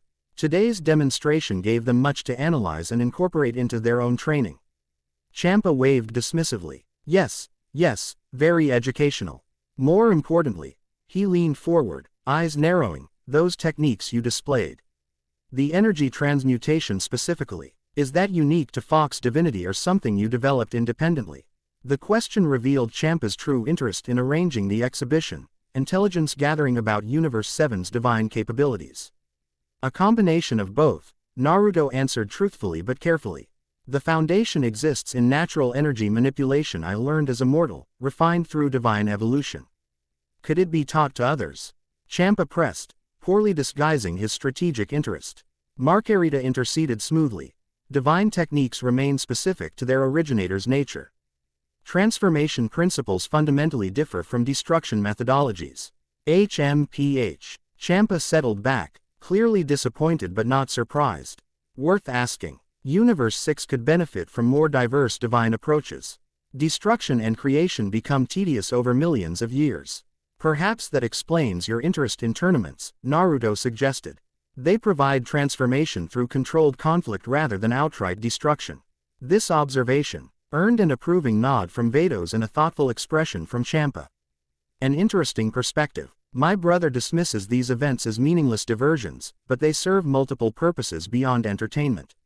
Speaking of purposes, Marcarita transitioned diplomatically. "We understand Universe 6 maintains extensive cosmic records dating back to creation. The Grand Priest suggests these archives might contain information relevant to recent Null Realm breaches." Champa's expression shifted to genuine seriousness, rare for the typically indulgent deity. "Ah, yes, the archives. Vados has been researching that very question since hearing of your shadow entity." Vados tapped her staff, creating a holographic display between them. "Universe 6, a cosmic library, contains records predating our current multiverse configuration. During preliminary research, I discovered several references to entities classified as null reflections, manifestations from between realities that mirror existing beings." The hologram displayed ancient text in a language Naruto recognized as proto-divine script, the earliest form of communication between cosmic entities. Symbols shifted and rearranged as Vados translated. "When divinity remains unresolved, its shadow grows substance in the void between. Neither truly separate nor unified, these reflections seek completion through consumption of their origin. The cycle breaks only through transformation beyond duality." Essentially confirming what we've already discovered, Naruto noted. "The Shadow Fox exists because my divine ascension remains incomplete." "Yes, but there's more." Vados expanded the display to reveal additional text and diagrams. "These records describe similar manifestations throughout multiversal history, YS preceding significant cosmic restructuring. The null reflections appear as harbingers of universal collapse and reformation." This revelation landed heavily. Marcarita's normally composed expressee showed subtle concern as she studied the ancient warnings. "Universal collapse. The records are certain of this connection. The pattern appears consistent across 4 documented cycles," Vados confirmed. "Null reflections emerge, dimensional boundaries weaken, and eventually, reality undergoes fundamental restructuring." Champa stuffed an entire pastry into his mouth, stress eating in response to cosmic apocalypse discussion. But this doesn't mean," he swallowed hastily, "that we're facing imminent collapse now, correct?" These cycles previously spanned millions of years. That's where the concerning divergence appears, Vedos continued, highlighting specific sections of the ancient text. Previous cycles followed predictable progression. Current readings show accelerated deterioration, dimensional boundaries weakening exponentially faster than historical precedent. Naruto absorbed this information with growing concern. The Shadow Fox mentioned something similar during Gr Moon confrontation, claiming my incomplete ascension created multiversal instability. Which raises the critical question, Marcarita added, of whether your divine evolution represents the solution to this instability or its catalyst. An uncomfortable silence fell as implications settled over the gathering. Champa finally broke it with unexpected seriousness. The cosmic library contains more than just records, he stated. All pretense of casual interest abandoned. In the restricted archives section, we maintain artifacts from previous universal cycles. Including, he glanced at Vedos for confirmation, a nullification crystal allegedly capable of stabilizing dimensional boundaries. Lord Champa refers to the void prism, Vedos clarified. A crystalline structure believed to contain balanced energy from both conventional reality and the null realm. Why hasn't this been shared with other universes? Marcarita questioned, a rare edge in her voice suggesting potential protocol violation. Champa shifted uncomfortably. Universe 6 was tasked with its protection specifically because we've maintained the most stable dimensional boundaries. The Grand Priest deemed it unnecessary to inform other universes unless specific need arose. He paused before adding defensively, which apparently it has now. Naruto processed this revelation thoughtfully. If this void prism contains balanced energies, it might provide insights into achieving similar balance within my own divine structure. Precisely why I'm granting you access, Champa declared, making virtue of necessity. Consider it Universe 6 a contribution to multiversal stability. Much more important than Beerus's contributions, I'm sure. Vedos sighed almost imperceptibly at her god's competitive motivation reasserting itself even in cosmic crisis. The restricted archives lie beneath Sadala's core, she explained. Access requires specific permission from both Universe 6 a god of destruction and angel attendant. We can arrange visitation tomorrow following the tournament's second day. Before further discussion could occur, a new presence approached the observation deck, Caulifla, accompanied by a taller, more muscular female Saiyan with gentler features despite her imposing physique. Lord Champa, Caulifla addressed with minimal deference. I've come to request permission to train with the Fox God. Champa nearly choked on his drink. What? He sputtered, looking between the Saiyan warriors and Naruto. That's not how inter-universal relations work. You can't just demand training from visiting deities. Why not? Caulifla challenged with characteristic directness. He showed techniques during our exhibition that could help me reach the next level. Universe 6 benefits from stronger warriors, right? The larger Saiyan beside her placed a restraining hand on Caulifla's shoulder.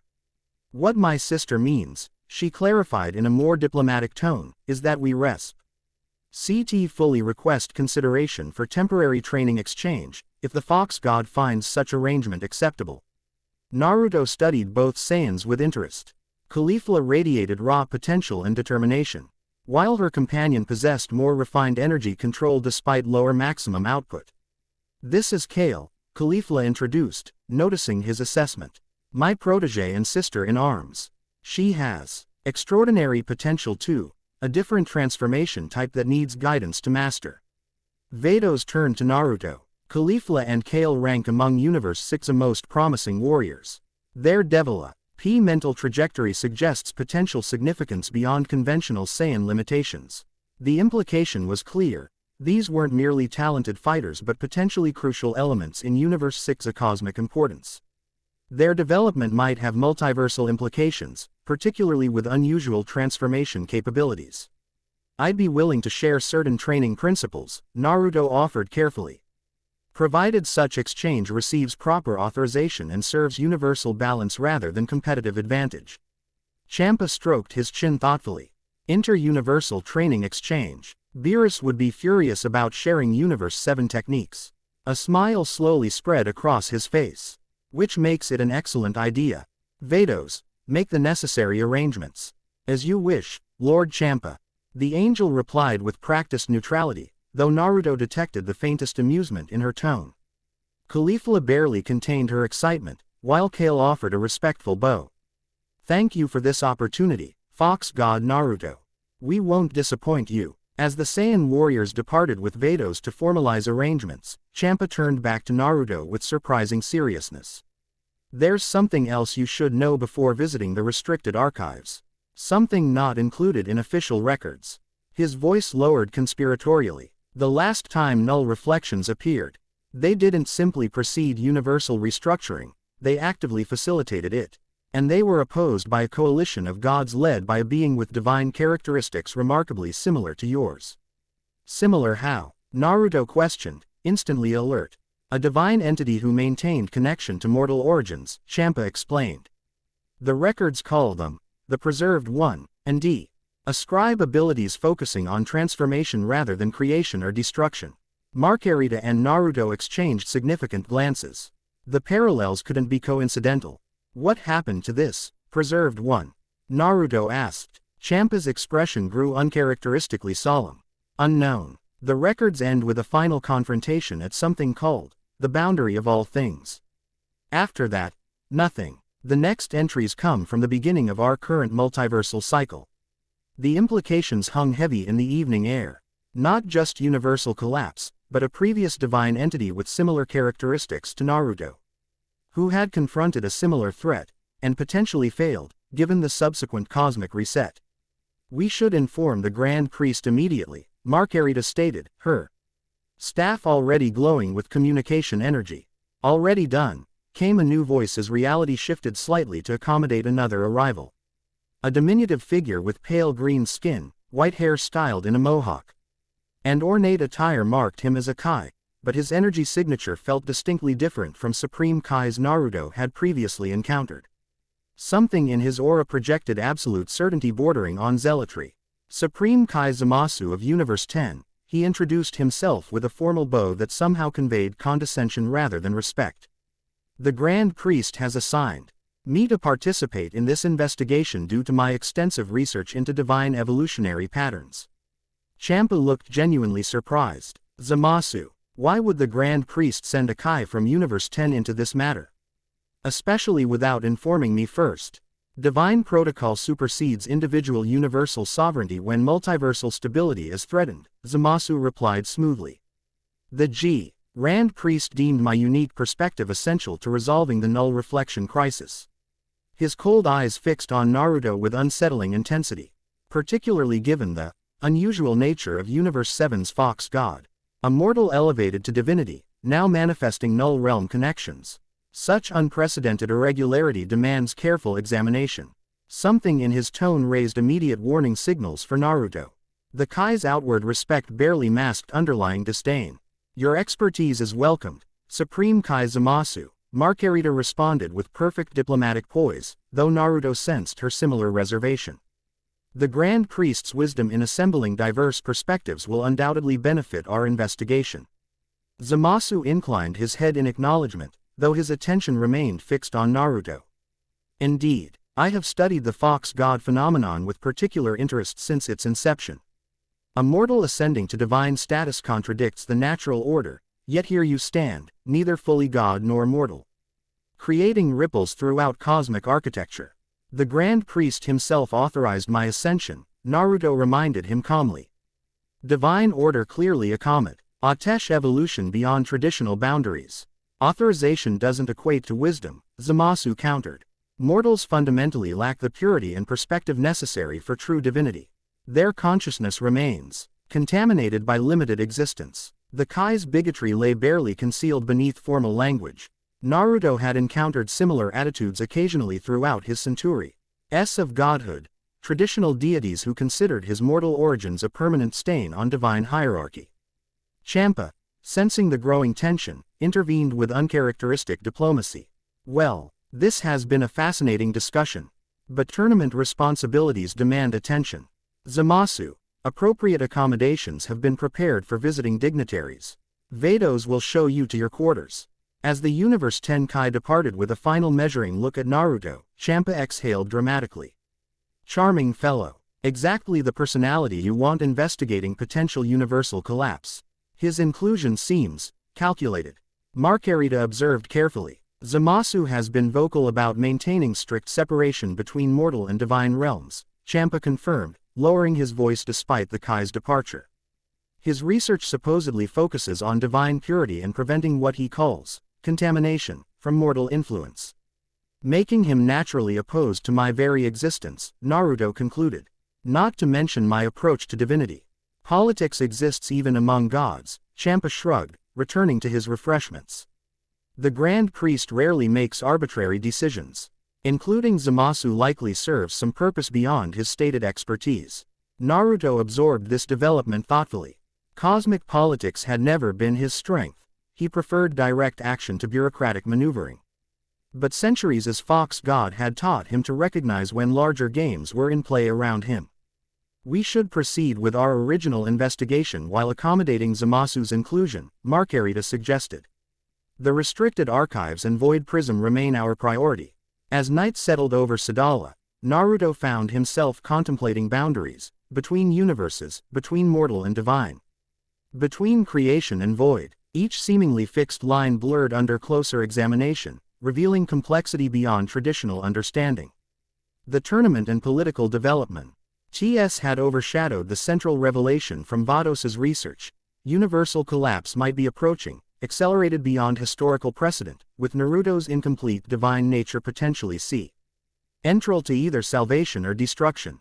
And somewhere in Universe 7, the Shadow Fox waited to manifest again, growing stronger with each encounter. Later that night, in private quarters Pravi, dead for Universe 7's representatives, Naruto stood on a balcony overlooking Sadala's crystalline cityscape.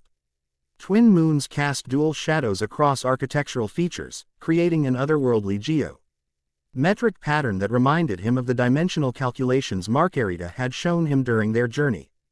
The angel in question joined him silently, her presence a now familiar comfort despite their relatively recent partnership. For several moments, they simply observed the alien beauty of Universe 6's Saiyan homeworld. You're concerned about Zamasu's involvement, Marcarita finally noted, not a question but an observation.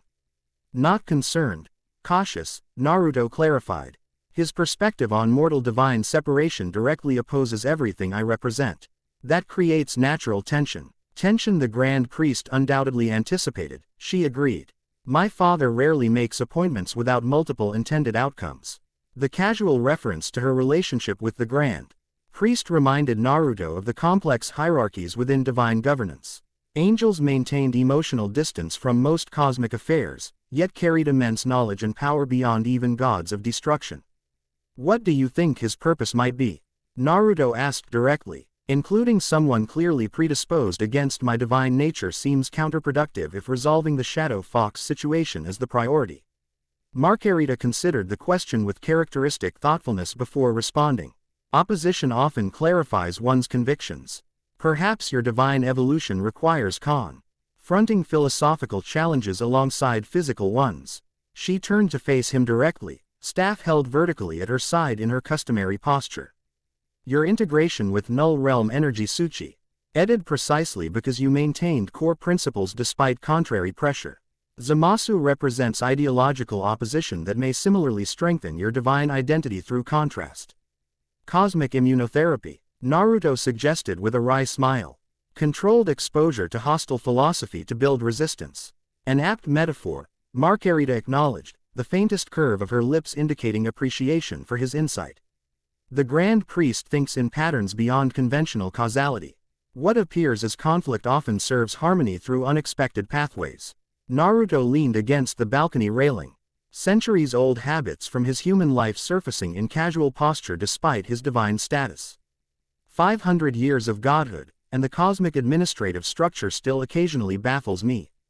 That perspective is precisely what makes your divinity unique, Marcarita observed. Traditional gods never question the structures they inhabit, they simply exist within established parameters. Your continued capacity for surprise and adaptation represents potential beyond conventional divine limitations. Something in her tone drew Naruto's attention. Unlike the clinical assessment he might have expected, her observation carried subtle warmth, almost admiration. You've been studying me quite thoroughly, he noted, watching her expression carefully. It is my assigned responsibility, she replied. Though without the detachment such statement might normally carry. Understanding your divine evolution pattern requires comprehensive observation. And what have you observed? He asked, genuinely curious about her perspective after these weeks of partnership. Marcarita seemed to consider her response with unusual care. I've observed divinity expressed through principles traditionally considered contradictory to divine nature: empathy, adaptability, connection to individual beings rather than abstract cosmic balance. Your methods achieve necessary outcomes, rough transformation rather than imposition. She paused before adding, angels are trained to maintain objective distance from the gods we serve, providing guidance without personal investment. Your approach to divinity challenges conventional boundaries in unexpected ways. The admission revealed more than her precise words conveyed. Angels rarely acknowledge being affected by those they served, maintaining emotional neutrality as cosmic constants rather than evolving beings. Boundaries seem to be the central theme lately, Naruto observed. Between universes, between divine and mortal, between different approaches to cosmic responsibility, and between angels and gods, Marcarita added softly, the statement hanging in the night air with implications neither fully addressed. Before the conversation could continue further, a subtle disturbance in space-time announced another presence, not intrusive but respectfully announcing itself before materializing fully. Vados appeared on the balcony, her expression uncharacteristically urgent. Forgive the interruption, but we've detected anomalous energy readings from the restricted archives. The void prism appears to be reacting to something. The shadow fox? Naruto questioned immediately. Unclear, Vados replied. The signature doesn't match previous null realm breaches exactly. It's more resonant, as though the PR-ism is responding to a distant event rather than local manifestation. Marcarita's staff glowed as she established connection with the disturbance. Similar energy fluctuations are appearing across multiple universes simultaneously. Something fundamental is shifting in the dimensional boundaries. We should investigate immediately, Naruto decided, already gathering his divine energy in preparation for transportation. Lord Champa has authorized emergency access to the restricted archives, Vados confirmed. However, she hesitated briefly. Supreme Kai Zamasu has also been notified per Grand Priest protocol. He will meet us there. Naruto exchanged glances with Marcarita, whose subtle nod conveyed shared understanding of the additional complications Zamasu's presence would create. Nevertheless, cosmic stability took precedence over interpersonal tension. Let's proceed, he stated simply. Whatever's happening with the void prism might provide crucial insights into the shadow fox manifestations. As they prepared to depart for Sadala's core and the ancient archives hidden beneath, Naruto felt the weight of cosmic responsibility settling more heavily than usual. The boundaries between universes were weakening. Ancient warnings of collapse seemed increasingly relevant, and opposition to his divine nature had materialized in Zamasu's cold disdain. Yet beneath these concerns lay a more personal realization. His partnership with Marcarita had evolved beyond formal divine angelic parameters into something neither could precisely define. Another boundary blurred, another convention challenged by his unorthodox divine nature. The twin moons of Sadala cast their dual light across the crystalline city as three celestial beings vanished from the balcony, leaving only faint traces of divine energy swirling in the night air. Below, Saiyan citizens continued their evening activities, unaware that discussions above might determine the very continuation of their existence. Boundaries of power were shifting across the multiverse, and at their intersection stood a former human whose incomplete divine ascension might represent either salvation or catastrophe for all 12 universes. Chapter 3 End. The End. I hope you enjoyed this episode. Remember to subscribe and like this video. See you in the next video.